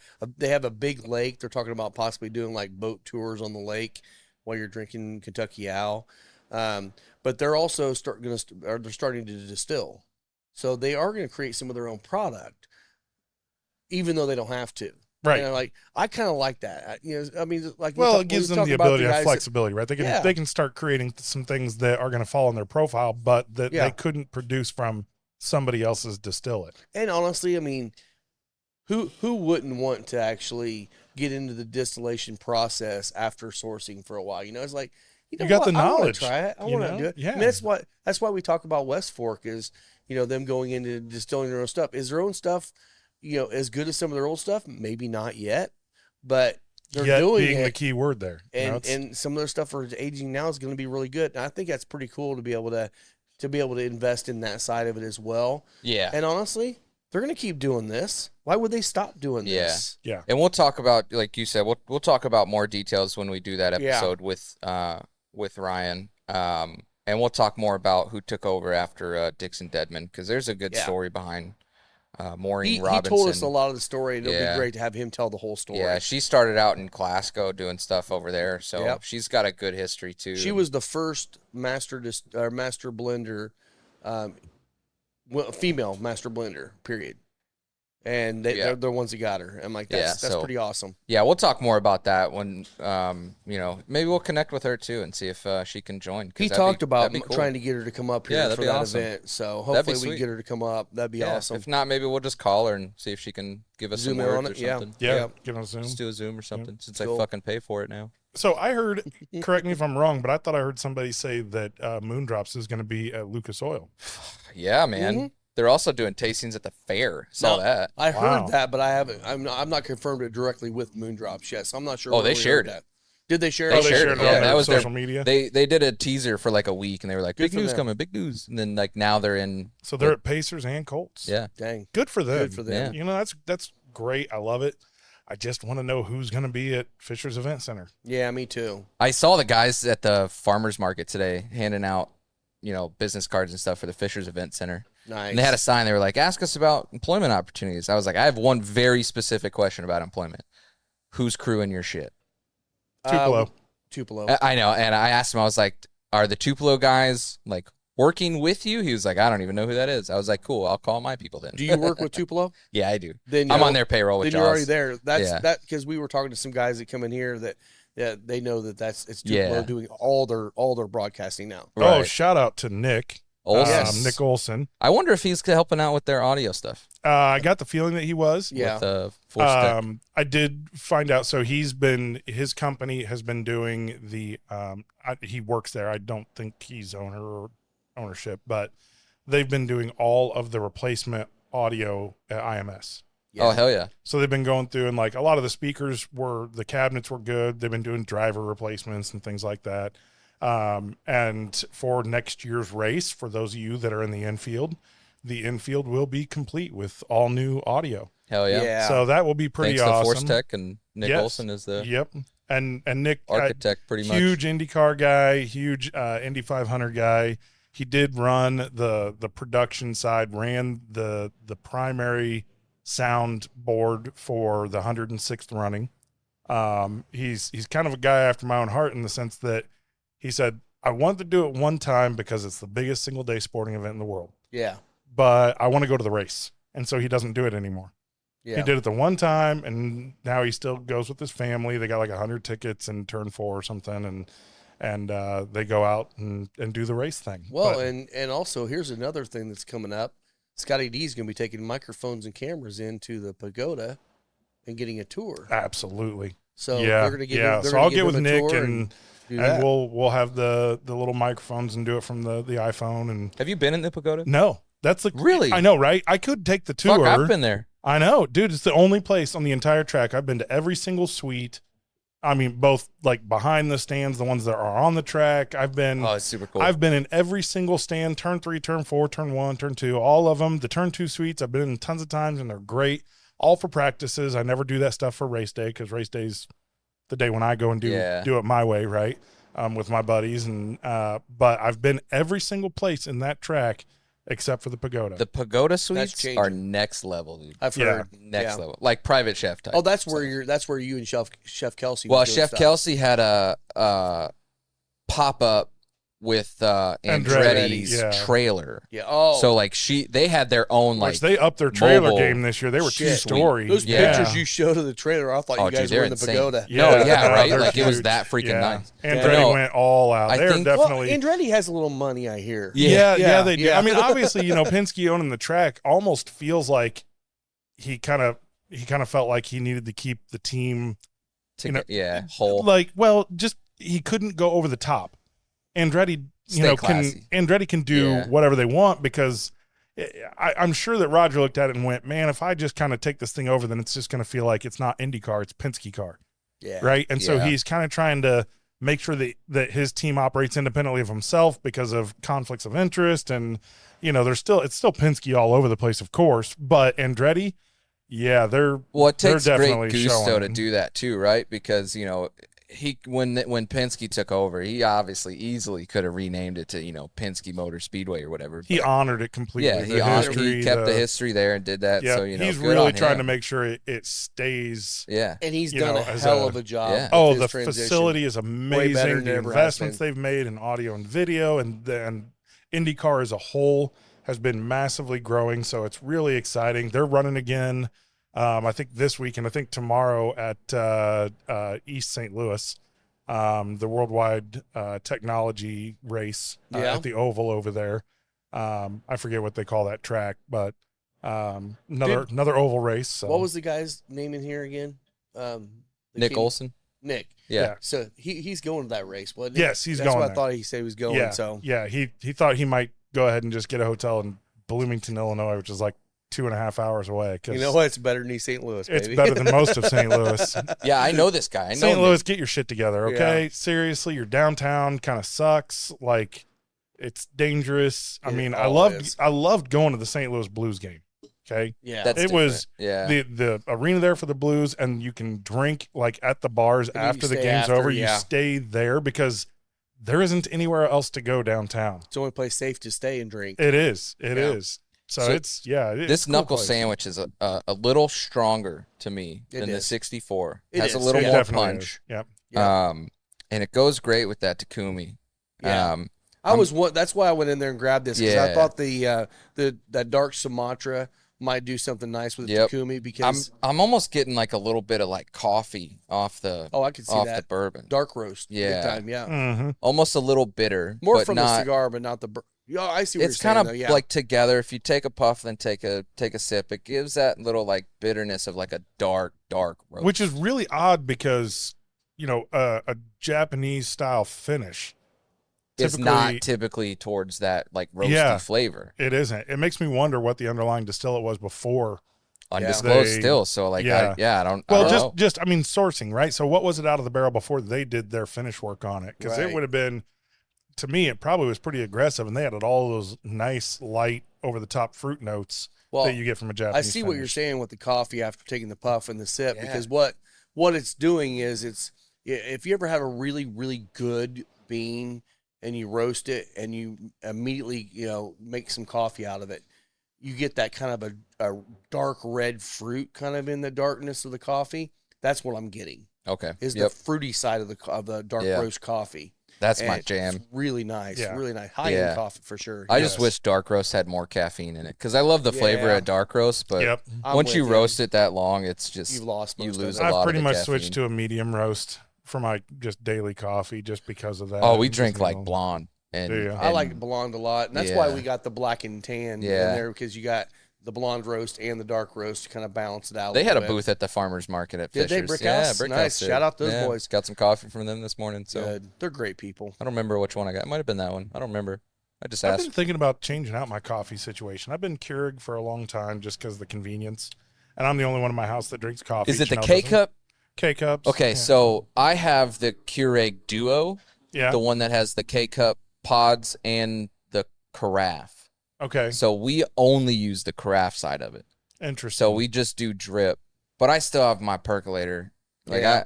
I use both when it's necessary, but I've thought about just going to pour over yeah. and just doing a pour over carafe. Well, I mean, we do have That's- the bags of beans and if you wanted to try the black and tan here, you're Yeah. welcome to grab a bag in before you go. It's good stuff. And Brick House, they're down there in the Geist area. They roast all their beans right there at you can see the roaster going while you're there. It's actually a cool spot. I just need to get a good adjustable grinder Yeah. if I'm going to go yeah, that we way. don't have a burger. We've got a Because little I handheld do- grinder. Yeah. I It's not do great. like a latte yeah. or even just an espresso. And I've kind of considered about getting like an espresso machine. I got one. A couple guys that I'm buddies with, old work friends, they're crazy. Like, I mean, one of them's got like a $4,000 espresso machine. So I It's know not what quite the that high end crazy. ones are, and I don't know that I want to go that crazy. I got like a Cuisine Art one, and it does exactly. the job. Yeah, It's yeah. got the $400 or something. Yeah, it's got the little steamer on the side, and Yep. it's got a 2-spout, and it's nice enough. Mhm. But Yeah, we just don't use it anymore. I don't know. I'm up in the air right now.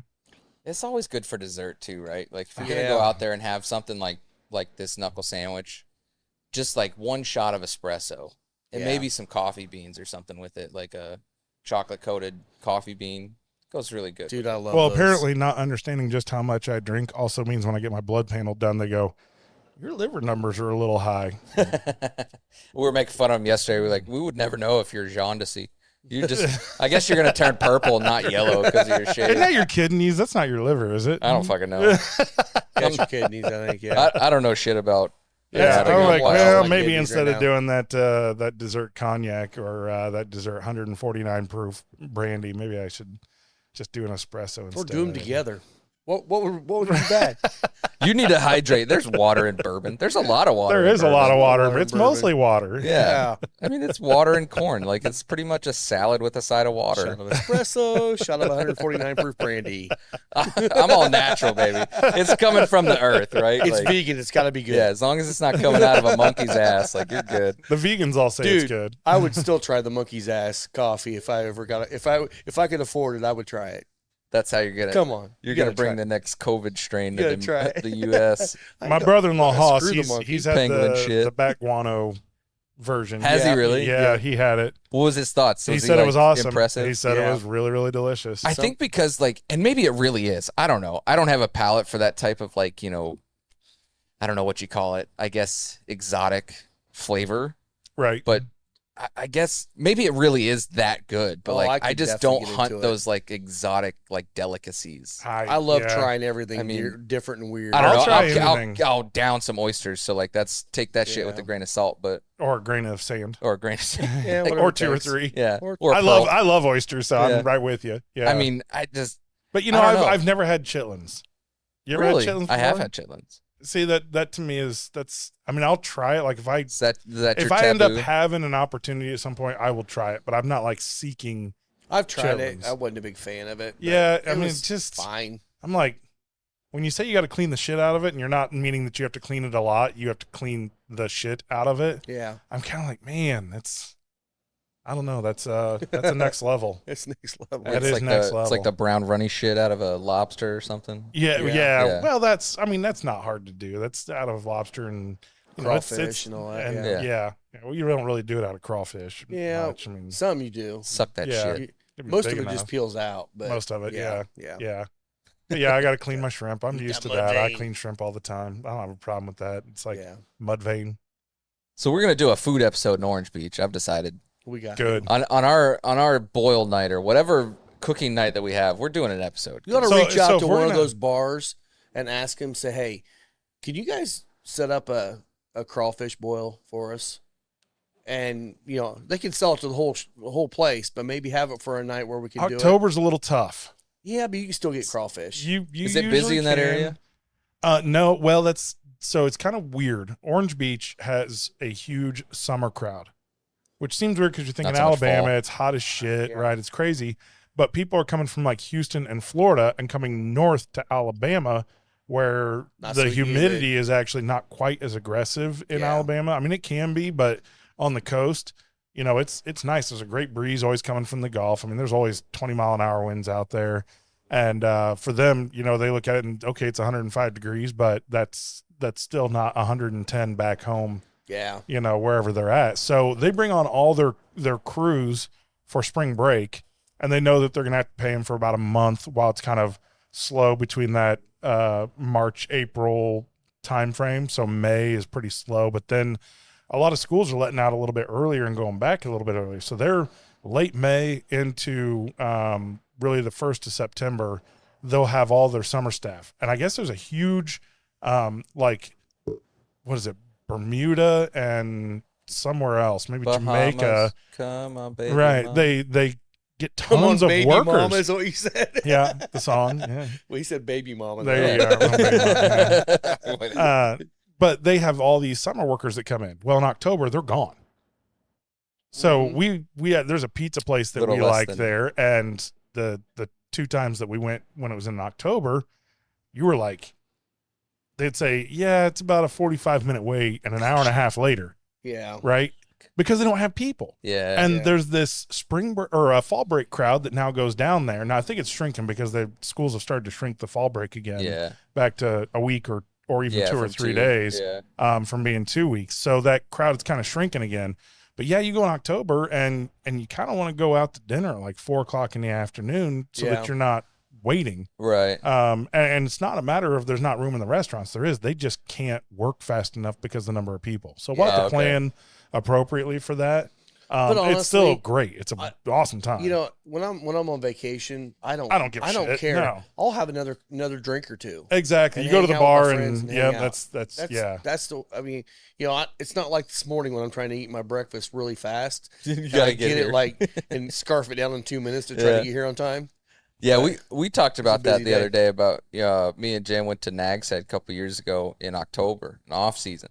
And it's like 65 degrees on the beach, which is a little cool for the beach at that time. Nothing's But nobody's better, there. Nothing's better than wearing jeans rolled up and a sweatshirt Yeah. on the beach. The only Great. I my love only it. real complaint, well, 2 really. One would be that since it was the off season, most of the restaurants were closed. right. Mm, So like you had like 3 places that were open throughout the week. So like you just had yeah. you go there, you just try everything all week. So that's fine. It is what it is. You're going in an off season. You have to expect that on a beach Yeah. place. The other part was it was right after a hurricane hit the coast, and so it was like still super windy. And in Nag said, I don't know about Orange Beach. Nag said you can have beach fires. Yeah, where- you can't now. not Yeah, in you Alabama. just you get a permit by the wood, whatever. You can have a fire as long as you put it out before you leave. Well, that's also weather permitting, of course. So if it's too windy, you can't buy a permit. So it was so windy the whole week, 20, 30 mile an hour winds, they wouldn't sell you a permit for a Yep. beach fire. So it's 65 degrees, you're sitting out there, and then by the time the sun goes down, it's like 40. And so, it's chilly. you want to sit out there, have a couple beers, and we took the dogs, and, we're sitting out there, and Sadie's freezing her ass off in the sand, and Spencer's digging in the sand, and, just having a good time. But we couldn't have a fire. I was kind of bummed. I wanted the beach fire. Yeah, Yeah. you can't in Alabama either. I think one of the big reasons there, I don't know this for a fact, but it seems to be a huge sea turtle place. Mm. So the sand is really soft. Like Okay. it's yeah. really, really nice soft sand. They have dunes in front of it's the whole beach line. They have yeah. the boardwalks that go out across the dunes. Yeah. And you can't walk on the dunes. Like you can get arrested for walking on the dunes down there. All right, Well, let's not do that. And Yeah. fun fact on the soft sand, they actually truck the sand from that area of Orange Beach and that whole area from the dunes to Pensacola Beach. That Pensacola Beach is not like that. Interesting. I didn't And they know that. truck that sand over to make it nice, soft, and fluffy sand. Otherwise, you'd have sand like you would on the Gulf Coast side of Florida. Right. So So you got 60 or 70 miles there. That's that real soft sand. Yeah. And all the lights on the hotels that are outside, none of them are the bright white. None of them are even the typical kind of incandescent bulb color. They're all orange. Yeah, kind of like the ones we have out here on the patio. Exactly. Yeah. They're all orange so that they don't screw with the sea turtles. Oh, Yeah. okay. And I did find out the state park that is between Gulf Shores and Orange Beach, that is there because of a mouse.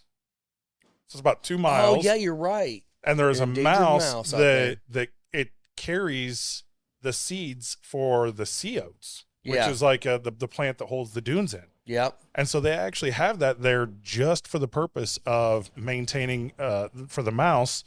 And that mouse then goes from that 2 mile section, both through Alabama, through Orange Beach, and through Gulf Shores, and spreads the sea oats out to make sure that the dunes all get planted. Planted, yeah, or Yeah.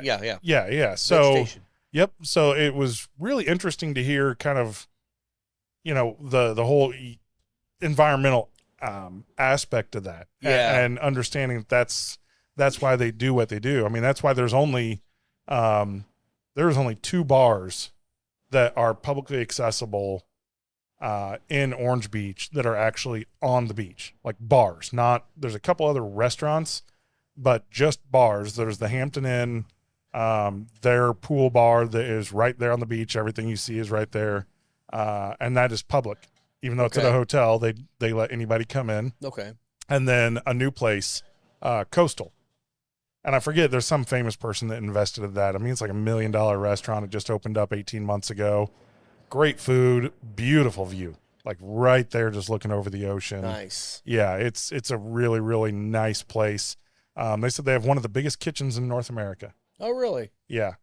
Okay. So, I mean, it seats, I don't know, maybe 800 people. Oh, wow. Yeah, because it's a whole huge complex. Yeah. Over in Gulf Shores, they've got the Hangout, which is kind of similar Yeah. in style, live bands and all that, and nice restaurant, and then a bar area, and yeah, but pretty cool place. We'll That is definitely cool. do food episode down there. I'm Yeah. excited. I will say that the fish is actually as much a thing down there as like the shrimp. So the shrimp is probably the biggest thing, Yeah. right? Shrimp in that area I'll is. probably be more into the is fish, huge. personally. And the fish, if it's snapper season, they'll go out. I mean, they only got to go out 10, 15 miles and they can get snapper all day long. Groupers almost year round. Yeah, grouper's pretty And common. I'll tell you, you get over at Wolf Bay, the stuffed grouper. Oh, my is gosh. crab stuffed grouper. It's freaking amazing, man. I love grouper. And I that love with grouper. that blueberry bourbon smash Yeah. cocktail, I can't wait for you guys to have it. I'm just so Well, excited and you about know, it. depending on how warm it still is, I mean, because you never know when in October it could be getting chilly. It should be in the You mid might- 80s during the day, but it will get down But I to mean, the how 60s. how cool low. the water is, how far out to. They Yeah. might even be into some yellow and blackfin tuna. Maybe have to go out a little further That's to get the that. problem is you got to go out real far to get those it. places have boats that go out every day. They do. Really far. They do. Yeah, if So- you go on the other side of Pensacola over to the Fort Walton Destin area.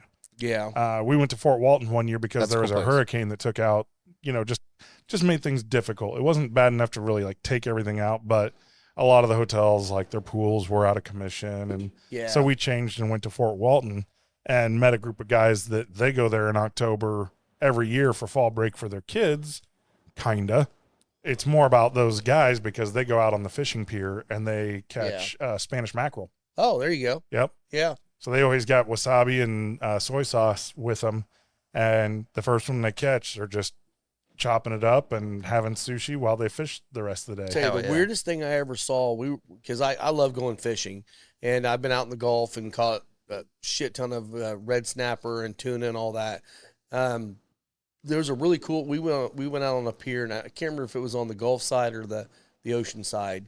It might have been Myrtle Beach even, and we were out there, and there's this guy out there fishing off the edge of the pier, and he's catching these little sharks, And I'm like, what the hell good are these things? He was keeping them.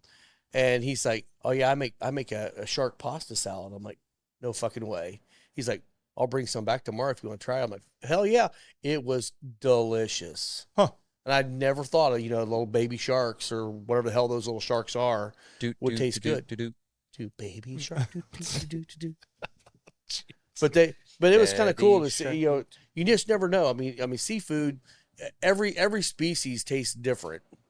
Obviously you have to like seafood.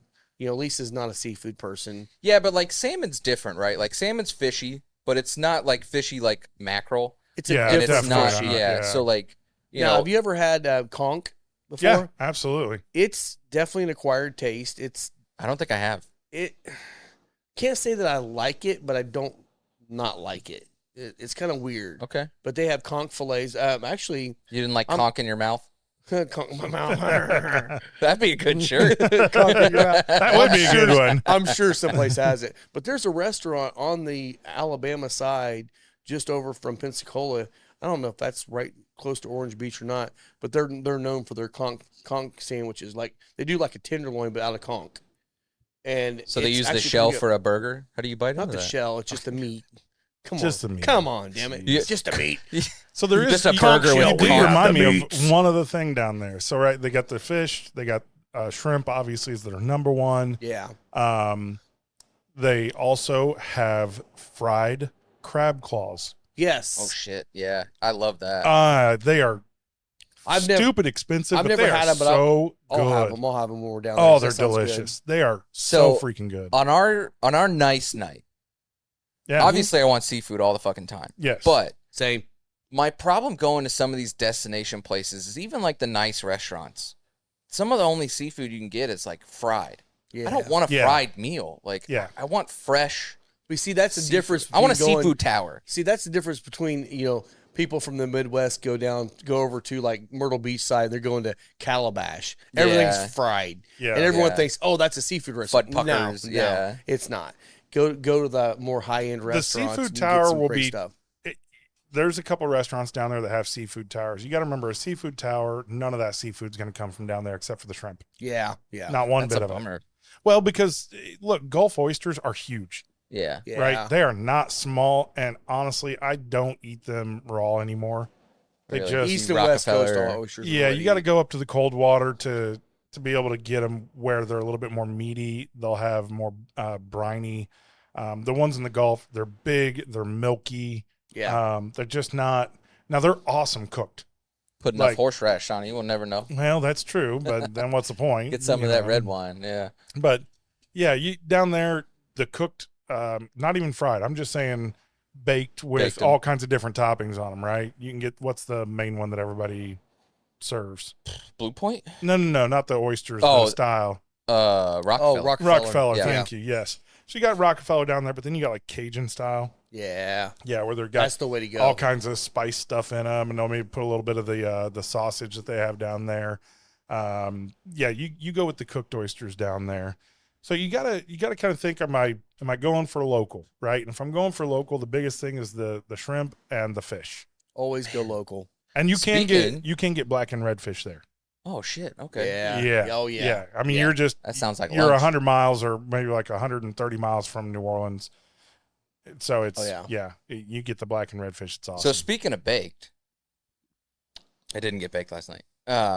No, but you did have. Well, yeah, Scotty D made some baked ribs last night. Oh damn. Yeah. Baked rubbed ribs. Wow. Just dry rub. Wow. They were good. No leftovers? No leftovers. No, there's a whole rack. Nothing for Rob. Remember, there was a whole rack. God, yeah, I guess I could have brought that today. Thanks, buddy. Yeah, we had dropped the ball there. You were too busy this morning. No, but it was the you? first time I've ever made ribs. Can you believe that? Really? Ever.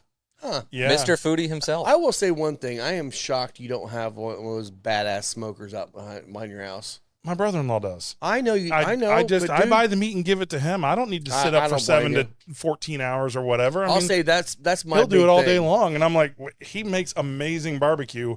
Why am I bothering? That's true. Now the baked ribs, I'm absolutely going to do that again. Oh, pull off the bone, man. I mean, there was a little bit of toughness to it. Really? Just right how I wanted it, though. But I was going for the competition style is how I prefer it, where it's got just a little bit of chew. You twist it off, though, and it just came right off the bone, man. Yeah. Nice. Yeah, and it was great I was with the kind of spicy shocked. barbecue. It was very good. It was kind of a little more Memphis style.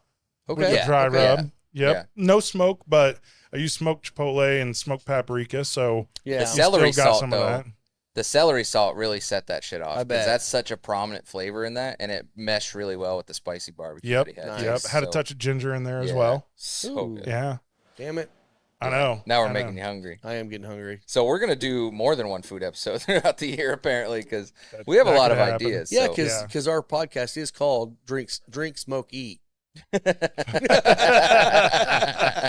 Shout out, boys. Here's looking at you. We should do that. I'll roll the smoker up here one day, and we'll just we'll do the podcast around the smoker. Yeah, there while you we're go. doing like a brisket or something. Well, I mean, we do want to show that you can both smoke cigars and drink while smoking meat. Yeah. Yes. I mean, that's like the whole purpose. I don't know why you even fire up the smoker if you're not smoking and drinking. It Oh God. doesn't make any sense to me. I mean, that's my favorite part about smoking meats is that like I can't do anything else because I got to tend to this because I got a stick burner still. So Right? Yeah. you have to tend to that fire. Yeah. Don't say still. Still. You should just keep with the stick burner. Oh yeah. Well, I mean, I have a pellet, but like the only thing I use the pellet for really is like bacon. Yeah. Yeah. But that's And That's about why it. I And I want to do- give me a Blackstone because I don't have time for a smoker. Yeah. And I want a Blackstone. I want to go out there and make Get cake that and little eggs My in the gas morning. grill, I yeah. got the little, wood chip holder thing, and so I'll do like some smoked chicken Yeah, sometimes. yeah. I Because got that's that in easy. mine, That's too. just, that's like an hour. That's no big deal. And Mhm. with gas and just burning those wood chips, you can pretty much just let it run and Yeah. you're fine. It'll stay on 250 all day long and Yep. good to go. But that's about as far as I go with smoking. I automatically turn it over to Haas and Let him do his let thing. him Yeah, handle fire management's it's a hard game, man. Like it took a while to learn that shit. it. But, Yeah. Yeah. You know, and the different types of woods and how they burn. Like I got a half rick of like mulberry. It has no flavor. Like it provides no flavor to your meat, but it burns hot and it burns quick. Yeah. So Yeah. you use that as like your initial startup to get your smoker up to temp, Yep. and then after that, throw in some cherry or some maple, some hardwood. Bourbon Well, you've staves. Yeah, You've been bourbon doing staves. bourbon Yeah. staves. Yeah. Bourbon lately. stave. Yeah, I still got Bourbon half a stave box. barbecue. I'm like, Yeah, I forget did some it. on the pulled pork. forget together. cherry wood, apple wood. No, I'm out. Give me bourbon stave barbecue. I like doing all day maple with a long, couple and it's staves. great. Yeah, because Yeah. you get a little bit of that sugar, little like the remnants of the char in there, and I will say applewood works, but it's more for like chicken. yeah, Yeah, it's hard to do that. with any kind yeah, of red Yeah. meat. whole chickens. Yeah, yeah. I like I don't use that with wings. I like but pecan, but man, Pecan, it yeah. is. It's aggressive. Is it? Yeah, it's super, super aggressive. Like it's there. Yeah, smells good burning though. It smells does. really It good smells burning. really The good. maple is dense as shit. Like it's so hard to chop that with like a handheld hatchet. Mhm. Like you have to have an axe almost, yeah. or like a splitter. And like Yeah. I just got a little handheld A hatchet. bandsaw. Yeah. So I used a sawzall last time because I was being lazy. Well, whenever Rob starts doing flights out here, I drilled those staves, and let me tell you that white oak that shit was tough to drill through. Yeah, they're still sitting there. I spent a Oh, lot of collecting time out dust. there. Yeah, drilling that. yeah. He's like, "Hey, get those to me in a couple weeks. I'll Thanks, have Joe flights." Boo. Hey, just saying, man, that was like 2 years ago. Rob doesn't want to deal with kinda the was. hassle of I pouring don't in blame flights. I don't blame you. We're going to. God damn it. Yes. Come in soon Someday. for your goddamn it. Coming soon. Yeah. We're gonna call it Soon. the Hank Hill. We're gonna call it the Hawk Tua. God damn it, Bobby. We're gonna do it until that goes away. Yeah, that was the other video too. So like I posted that one too, some remake of that one. I don't even remember what it was. It was when the tail end of that interview was her talking about like her how many dudes she slept with or something, and it was like I don't know, maybe 1, maybe 3, who knows. I think she kept And, like- going. It's like 5, 6, Yeah. 7, 8. So I posted with the caption of how many distilleries are you going to get on the podcast this year? And I shared that one. It got like 1,000 views the first day. That's because funny. this was the day after Logan posted it and got like 2.7 million views overnight. So I was like, fuck it, I'll try it. So I posted it, got nothing. And then overnight, last night, I woke up this morning, it was like, your reel hit 57,000 views. Congrats, keep posting. And I was like, oh my God, why the fuck are these people watching my shit? Have you Like, seen geez. that one meme out there now that's it's going out on the bourbon pages. It says above it says, how many times a day do you think of bourbon? And it's Dorothy from Wizard of Oz. Yeah, I posted that one. 15,000 Yeah. times Yep. a day. Let's see. There was another one that came around. It was Bill Maher interviewing her the other day. interviewing The Hawk Tuah the chick, Hawk Haley Tuah Welch. chick. Yeah. Okay. And he She was is asking her. riding that high. What and the she- fuck? God. So he Dude. was asking her what her favorite like rap music was. It's just like stupid as shit. Bill Maher asking this question. And she was like, I don't know. I don't listen to a lot of new rap. I know one song that like Jay-Z was in. It was something about concrete jungle and licking tomatoes. And they played the song, and it was Alicia Keys and Jay-Z, and it was the Welcome to New York song. It was, yeah. And it was not, It wasn't what she That was said. not the that was lyrics not at the all. line. But after you like read the line, hear her say it, and then they play the song, it's the only fucking thing That's you what can you hear. hear. Yeah. Licking It was, tomatoes. what was it? It was Welcome to New York, something where dreams are made of. But, you know, Lick at she tomatoes. thought it was Tomatoes. the concrete jungle, come lick a tomato. And it was just like, Oh, first of Wow. all, like nobody questioned the fact that Bill Maher's interviewing this chick, like the Yeah. weirdest shit ever. But Yeah. that is bizarre. Yeah, like what? no fucking business doing this shit. So everybody's riding this on a high, not just her, all the I was gonna celebrities. say, I feel like Everybody everybody's is. taking advantage, Oh, yeah. and she's happy to be taking advantage of it. honestly, the winners in this is the presidential race right now. Oh, for sure. Because they're getting more publicity on that stuff than Yeah. listening to Kamala or Donald say Yeah. stuff right Oh, now. Keep going, Haley. Yeah, please. Keep going. going. Ride that shit. Yep. Somebody commented on that this morning. Was like, yeah, keep giving this slut all this attention. The world's gonna end soon. I'm like, Jesus Christ. Wow. You woke Wow. up and like that's what you fucking thought Man. of? Like, I'd say grab a bourbon and some cigars and chill yeah, out. maybe Man, mellow the definitely fuck to out. break- we Listen to got the Final angry. Third podcast. Yeah, exactly. Yeah. Subscribe, mellow the fuck out. Damn. Take a fucking gummy or something. Yeah. Chill the fuck out. Jeez. God. This show will make your life better. It You'll be will. less angry. Mm. Yes. Tua. That one's for whoever made that comment. Nah, I just want to know what's next. Oh, you we know, get- you we start have thinking to, like, we have to start just coming up with something and just say it randomly and put out shorts and just something's got to hit. hey, Mike's some working point. hard, man. He's trying What's up, buddy? to make it happen. I have Hey. I have no fuck. We talked about it with Josh Yeah? on like what our next big fucking viral shit was gonna Oh be. God. I don't know. I think it's gonna come in Orange Beach for sure.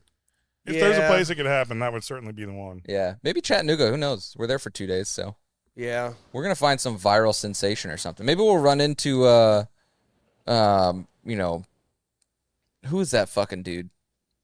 Who did your buddy run into in Orange Beach like 2 weeks ago? Oh, it was the Oh, it was football quarterback. No, Burt Kreischer. Burt Kreischer. Oh, Bert Kreischer. That's right. Yeah, maybe we'll run into like Yeah. Burt Kreischer or He somebody still in has not Orange Beach. responded to me. What the hell's going What on, a Bert? dick. Come He's on, got Bert. he's got a private EPO on you because you keep emailing him. Yeah. Yeah, he didn't know any of that shit. But Josh Ward is Yeah. in the house. Josh Ward in the house. Shout out. Blazer 88, everyone. Yes, sir. Yes, sir. It's all good news. It's all good news. It all is. good It news. is. Like we said, listen to the show. You'll Yeah, be please happier. listen to the show. You'll- Please you'll- subscribe. You won't be angry. Me and Scott are trying to retire, so Right. We don't want to keep doing our day we don't want to jobs. keep doing our day jobs. Although I am retired, enjoying now I'm filming. working more than I ever did, so it's great. Yeah, It's great. that's usually how it goes. all I good. mean, you know, you do your passion and you end up working more than you ever did when you were Yeah. working. Hey, Yeah. my job was my passion for a long time, and hopefully, I got some. You still things got that are some going. passion for I it. do. Yeah. I do. I got some exciting stuff coming on. I'm going to be helping out some private sector customers instead of just state government. So that'll be a lot of fun. Yeah. Yeah. I heard I get to work with like Panera Bread and Oh. Claire's. I don't know. Just Oh, and you can get some nipple really- piercings. exactly. Nice. That could work. Yeah. That'd work. Yeah. I don't know. Why Liesel not? and Will were talking last night about getting a tattoo veneer. Yeah. Yes. Yeah. Oh, we're doing that. I'm We're in down. for that. Oh, we're all I'm getting totally a tattoo in. veneer. Yeah, yeah. I don't know if I can get Janelle to do it or not. We're gonna have to work on her. It'll be I hard don't know for what we're Lisa getting. too. I don't know if she'll do it either, but that's okay. Yeah, if it's I as don't long know as what it's we're something getting. like small and kind of She just doesn't. She's one of those people who's like, why would I get pain to get something on my body I don't really want in the first place? I'm like, whatever. It's fun. It's part of it. It's part of it. Yeah, I mean, it's just part of it. I think Like, we just get all of our own faces on there so I don't feel so bad.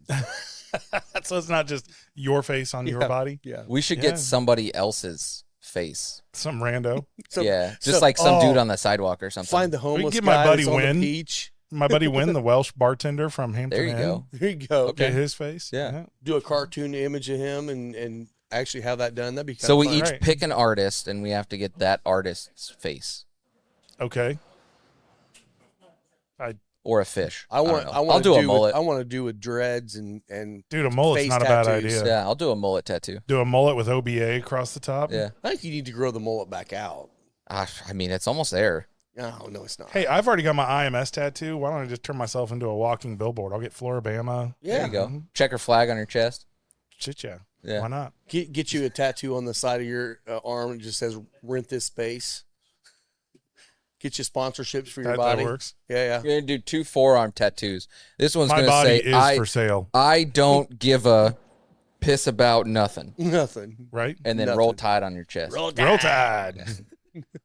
Roll fuck Tide. Roll fucking tide. Give a piss about nothing. Nothing. They're probably going to suck ass this year I want to meet that guy. since Nick Saban's. So we were Gone. talking. Be interesting to We see. brought up Nick Saban the other day when Breeden was here. Who is it? Going back to TJ Gamble. Bruzel. He wants to open a distillery in Alabama somewhere. Mm.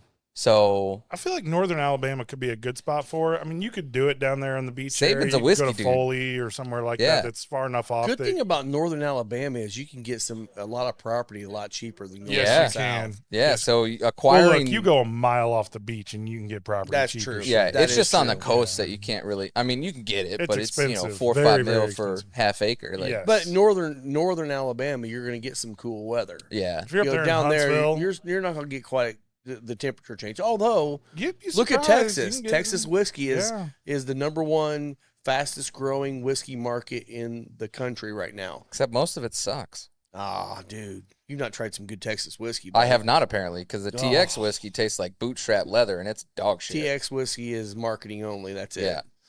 Yeah, Balcones, Still Austin. Well, I take that back. Still Austin. Garrison Okay. Brothers. All right. Well, Mellick's down there. I in, take that back. With those two Louisiana, are doing really the good. rice Yep. whiskey, which is really, really good. There's some great stuff coming out of Texas right now, man. All right, I'll go back to Texas. You Then. should try some Texas whiskey. yeah, definitely Alabama. We can make should that do. work. We actually should. I don't think we won't have time this year because it's almost time for it. But we should definitely take the crew down for the Bastards Ball, and go down to Crowded Barrel and do that. It's still, well, that's with Still Austin, right? No, it's with Crowded Barrel. Oh, okay. They do I thought it. they were Still involved with that. Austin's always there. Garrison Brothers, all the distilleries are down there. Last They year, have a lot of good stuff. when we were down there last year, Starlight was supposed to be there and they never showed. So I don't know what the hell happened there, but They were scared. they were scared. Yeah. Scared All of they had to Texas. offer was Weller at the time. Oh shit. God damn it. Oh, here we go. Cut that Man, out. Yeah, I got to cut yeah. out a lot of shit on this one. No, you No, you don't. There ain't nothing you got to cut out. Yeah, Janelle's not going to listen to this anyway. No, so she's not going to listen at all.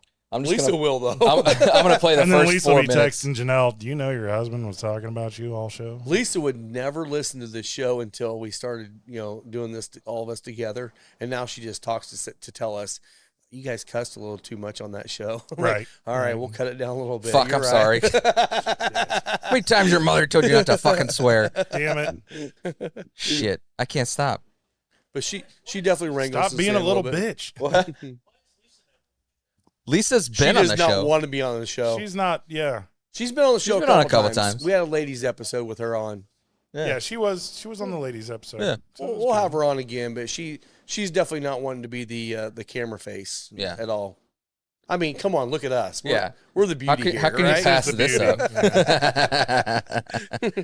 As long as this asshole quits trimming his fucking beard over here.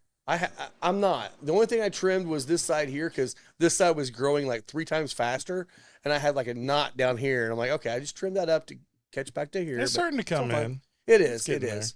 The sides, I'm gonna keep trimming the side down a little bit because I get bushy on the side. So That's what she side said. down, I'm all the honestly, way down. after last night, who was that? The Lorenzo that Oh, we dude, met? His That- beard looked great, didn't it? Man, he's got the Oh, Tom yeah. Selleck mustache Oh, thing dude. going on. And Dude, he is trimming that bad boy every day. yeah. But it made me excited because I'm doing the push out to the side instead of trimming it up off the lip, Yeah. and it's staying. Like for the most part, it is going out to the side. So Yeah. I don't know, big handlebars or just that look where it's just like straight out and then into your beard. I think you should grow it up to your eyebrows and do like that. it just goes all the way Yeah, up. just all the way up. I will around your say, eyes. if you guys haven't been paying attention to the videos, that beard's looking good, buddy. Thanks, man. You should keep that beard long term. Seriously, Actually, I like I've, it. I've kind of started debating. I really like it. Even Janelle was a little surprised, went in for a kiss the other day, and she was like, oh That's God, no, actually- don't. she's like, that's getting a little a little Softer. soft. little prickly. Yeah, Once no, it gets normally out- it is Yeah. like it's really, really prickly, right? Because I keep it so short with the goatee, but it's starting to soften up quite a bit. Yeah. So, yeah. I'll tell you, man, I don't like shaving. I hate shaving. I don't like honestly, shaving, but I love getting a straight razor shave. See, the last time I've actually went down clean shave with a razor, it's probably been like 30 years ago. wow. So all you the just way trim down. it down to. Yeah. I mean, I literally when I trim I'm it, probably it's usually about just all the way 15. down, so. Yeah, I'm probably about 15 maybe. There you Hey, go. Here we go. What do we got here? We got some merch. Put that in front of the camera here. bring that on back here. Come Yeah. on here and show them the camera. What do we got? Oh, here. Awesome. Oh, nice. Is that the Yeah, that's our, the event shirt? That's our event shirt. You see final third. Heck yeah, look at that. Oh, Final yeah. third. Yeah. Nice, man. Beautiful. It's the Well, Tino thanks, man. Ferd. Appreciate that, man. Thank you. I love the Cigar and flag on Siskiyou the. wound. Yeah, the flag on the there. sleeve. That looks awesome. That's great. Well made, man. Yeah. So today, I mean, we're recording it obviously before this is going out. Today we're doing all the sales today. People get a chance to win this package. They donated this incredible ruck pack from a Pelican case with Yeah. Blazer 88 logo That thing on is it. awesome. We threw some cigars and cutters and lighters. About a $200+ value. So everybody that buys anything today, sorry about you if you didn't get in here beforehand. We've been telling people about it, so Yes. it's on you, not us. But someone's going to win that pack, and they're going to love it. It's going to be a great pack. Yeah, so pay attention. Listen to the podcast. Yes. Come in for our giveaways. So 'cause we're also starting to do more a giveaways. a show note. We're gonna try and tighten these up a little bit and get them a little bit closer to like record dates and release dates. That's Yeah, we just try to bank up a little here recently. Summers are but- hard because travel and Yeah. work and vacations Yeah, and but all it that. is it is a goal of ours to try and stop telling you about all the great stuff that just happened and you yes, just missed. Yes. Yes. So- We Yeah, will so get we'll get better back at onto all the that. weekly stuff, but Yeah. Yeah. Yep, we're getting there. which We're- might end up being like a midweek something, just to kind of yeah. do an Yeah, update like for events that we have coming. So you might see some shorter content, along with other quick hits and stuff. So Yep, quick hits Yeah, and please reels and all that. subscribe. Which we'll tell you. I mean, honestly, it is good. If I know not everybody's on every platform, but follow on Instagram, follow on Facebook, and definitely YouTube as well, because you're going to get some different content on all those. If you're on YouTube alone, you're gonna be able to see it all because the shorts are all there, the videos are all there. yeah, You can see everything, but you're going to see a lot of shorts coming out on Instagram, which is really nice too. Which So- one you want? pass me that confiscated. I'm gonna finish off with another pour of that confiscated. All right, cool. 'cause I'm dry, so we'll finish up here in a minute. Yeah, yeah, we're almost done here, guys. Yep. We're pretty close. So, what else has been going on? I mean, we kind of talked about a lot of stuff, but we really haven't talked about what's coming up with you guys. And Man, so, I will say one thing that's been really cool. Mike's been working on this documentary. Are you allowed to talk about it? yeah, I Okay, can talk so about it. No he's been NDAs. working with Old Commonwealth Distillery. They're putting in a new facility. He got to spend a very small amount of time, like 12 hours, putting a sign I think up it was like 14 to actually. take like 3 pictures. It was awesome. It was great. So I was there. We were. I'm amazed you didn't get like poison ivy and shit the way you guys were tromping out in the woods there. Damn. I only had 4 ticks. So did they Just actually? 4? That was it. So was that literally just going out in the middle of freaking nowhere, build a wall and put your sign up, and then they took it down, or what? Okay, no. So let me Okay. tell you about the day. The day Okay. was TJ Gamble came by, Bruzel on YouTube. He came Shout by with Troy LeBlanc, one of the owners, and Zach Joseph, the other owner, and Andrew English. He's also another owner. They came out, gave a tour to him. He did his own content, kind of like an initial tour. Like the distillery's not done. It's all. There's no walls yet, but the building's there and it's updated. So they were hanging signs that day. So TJ came by. He did his tour. Sammy, one of the residents over there, owns a bunch of the land behind there too. We went through the woods on our first tour with TJ and Andrew, up to see William Campbell, who was the 3rd Duke of Argyll. The socks? That's what TJ said. Yeah. It's a region in Scotland. This guy is buried on top of this hill in Kentucky. Okay. Huh. Was apparently smuggled over in a whiskey barrel in like the 1800s. Like his dead body No, like him alive. He was in a barrel. Yeah. Huh. And Okay. then like passed away at some point in Kentucky. And then they buried him up there. So like it's it's not a passable area to get to. So we're taking this side by side. That was when I sent that video in the group, and like all you hear is this like, that's my fucking knee hitting the back of the side by side because I'm just like getting tossed around like a rag doll.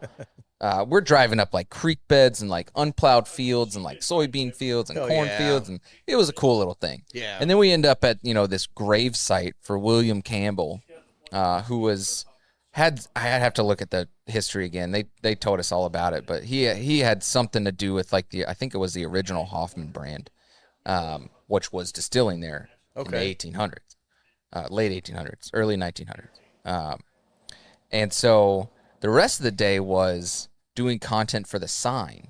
So Lou DeFino, Which, by the way, those guys obviously were union laborers because they were getting paid by the hour. Yeah, no question. dude, man. Damn. So Lou DeFino used to make signs out of the building that they purchased, which was the old Commonwealth originally, which was Van Winkle's place. Lou DeFino used to make the signs. I think he's like 78 or he's an older gentleman. Nice guy. He doesn't make signs anymore. But they reached out to him. They said, hey, let's make this sign. We want you to do our signs. He's like, okay. Well, he contacted his people that he knows, Steel Concepts in Cynthiana, Kentucky. Shout out, Pat. And they made the signs. They came to hang the signs that day. I was there to film the signs. Nobody knew that Lou DeFino was going to show up to help hang the signs. He drove in his own crane truck to help hang the signs. So while we're out there filming, like Lou comes out and I'm like, oh my God, like this is crazy. Like Lou's on our list of interviews to do for the documentary. And I'm like, this is great footage. So I hung around all day waiting for him, helping hang the signs, filming him doing that stuff. I really wanted to get this one shot of them like lighting up the sign for the first time. Super cool. Yeah. I didn't think it was going to take 16 hours. Right. So It's like 2 o'clock in the morning, right? oh, it was like 2:30 in the morning by the time they had Got it lit up. power to it. Yeah, like I and did they like that the guy on did that for site me. text you said, worth the wait, wasn't it? Thanks, Zach. Yeah, I mean it was a good picture. It was a and the great video picture. turned out amazing, and I've got so much good footage from that is just awesome. So like, I kept wanting. I told Jen I was like, 10's my cutoff. I'm leaving at 10. At midnight, Zach texted me. He was like, hey, how's it going? I was like, we're still on the first part of this sign, bud. Like, this sucks. It's like, this is bad. It's like, these guys are slow. Like, they hang one part and then they take a 20-minute break. And I'm like, come on, man. Like, let's get this shit going. They were there till like 6:30 in the morning. I left at 2:30. I couldn't. I had a 3-hour drive home. Like, I didn't even get home till like 5:30. So, Gosh. but I got the shot. We got it done. And now I got to go back and get like, you know, the parking lot was all full of like trucks and ladders and stuff. So like, I got to go get a clean shot now. But that was a basis of the other day. Now we're moving on to, you know, interviews and stuff with the subjects and, you know, pre-production planning for California and getting all these bottles. The other cool part was he told me that they're hanging up canvas pictures in the museum part of the distillery of the pictures that I took of their bottles. Oh, that's cool. I'm like, that's awesome. Can you like put my name on those? He was like, yeah, no problem. Well, you know, whenever I choose what pictures we want to hang up, I'll send them to you, put your tag on, and we'll hang them up. There you go. It's like, hell yeah. So like eventually you'll be able to walk this distillery and you see all these pictures that I took, the videos that I filmed with my crew, and you'll see all that shit. Are you going to be able to post the videos on your own social media stuff? Oh or yeah, not? yeah. Once Okay. they post them, I'll be able to share them. So, Okay. and pretty much everything you see me share from Old Commonwealth is stuff that I've done. Gotcha. So everything that I'm sharing from them, I'm just sharing it from their pages, so we get more followers and subscribers to like their content. I will But- say, any of you distilleries, I know we have a lot of guys there that are distillers and stuff that listen to this. If you need somebody to do something, wait till you see this video. Crazy. It's going to be amazing. It's going Yeah, to be the as whole good as documentary anything is you've gonna be ever amazing. seen. And if you need somebody, this is the guy right here. He lives right here in Central Indiana. It's crazy, man. He travels. So Yeah. I'm gonna change my handle to the whiskey producer. the whiskey Yeah. producer. The whiskey director. I There don't you know. go. Yeah. Yeah. Director of whiskey production. I still hope I get to narrate it. I'm pitching you because like they're in between on getting narration for the actual video. Wait, you don't want me to do it when I forget words and stuff? Here at old Yeah. Where are we at, Mike? old comments. Somewhere. What? Yeah. We're at the final third. I mean, third. Whiskey and cigars, and I don't know. Yeah, What do we so- do here? Stay tuned for that. We'll talk about that more. We're allowed to talk about it. We're allowed to talk about some things. Some things we can't talk about, but Yeah, coming soon. Speaking Like of Bruno. words, trying to figure out words and stuff.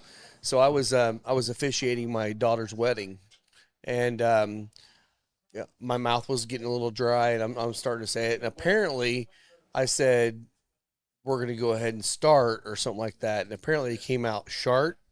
There you go. There you go. And So- yeah, half the crew on the side over here, the wedding party laughed, and I'm like, what the fuck are they laughing about? He's like, I didn't do anything. Someone come up and said, yeah, it sounded like you said shart. I'm like, oh man. I now pronounce you financially burdened. Yes. Congratulations. Amen. Congratulations. Yeah, yeah. Don't have a child. And now Yeah. they have 3. Oh. It's that $600,000 right there. Yeah, Mhm. shit, man. And that was when our kids were growing up. Right, right. It's not yeah, it's now. probably more than that. Yeah, Yeah. $1 million proposition. 3 kids, $1 million. Easy. Yeah. Yeah. Well, guys, I know we're getting towards the end Yeah, here. what else you got? You want to close it out? Let's close it out. I think Let's close it I out. think we've wrapped. I got no other events. We got stuff No, coming. We got Pay a lot attention. of stuff going on. We'll Keep post an it. eye out. You Yeah. know, Yeah. like, subscribe, all that good Yeah. shit. And Yeah. Give us your likes. yeah. All the likes. Give me your thumb It's a good thing you're here so you can actually play the music outro correctly. the right way. Yeah. Yeah, instead of hitting random buttons like Let's see I was what doing. professionals do look like. I don't know what the hell is going on, man. I'm usually more technical than that, but guess not. Look at that. He knows Right what on he's First doing. cue. try. Wow. Yeah, Well, absolutely. guys, thanks again for listening. You can follow all of our stuff here on Instagram at Final Third Cigar. Follow me at Scotty D Smokes. Yeah, you can find me at both their visuals, Spencer Lee's, and don't forget to follow the Final Third podcast. Yes, sir. Yeah. And we're going to smoke some cigars and drink some bourbon again. Sounds like a good idea. All right, guys. Thanks Cheers, again. everyone. Cheers. Cheers.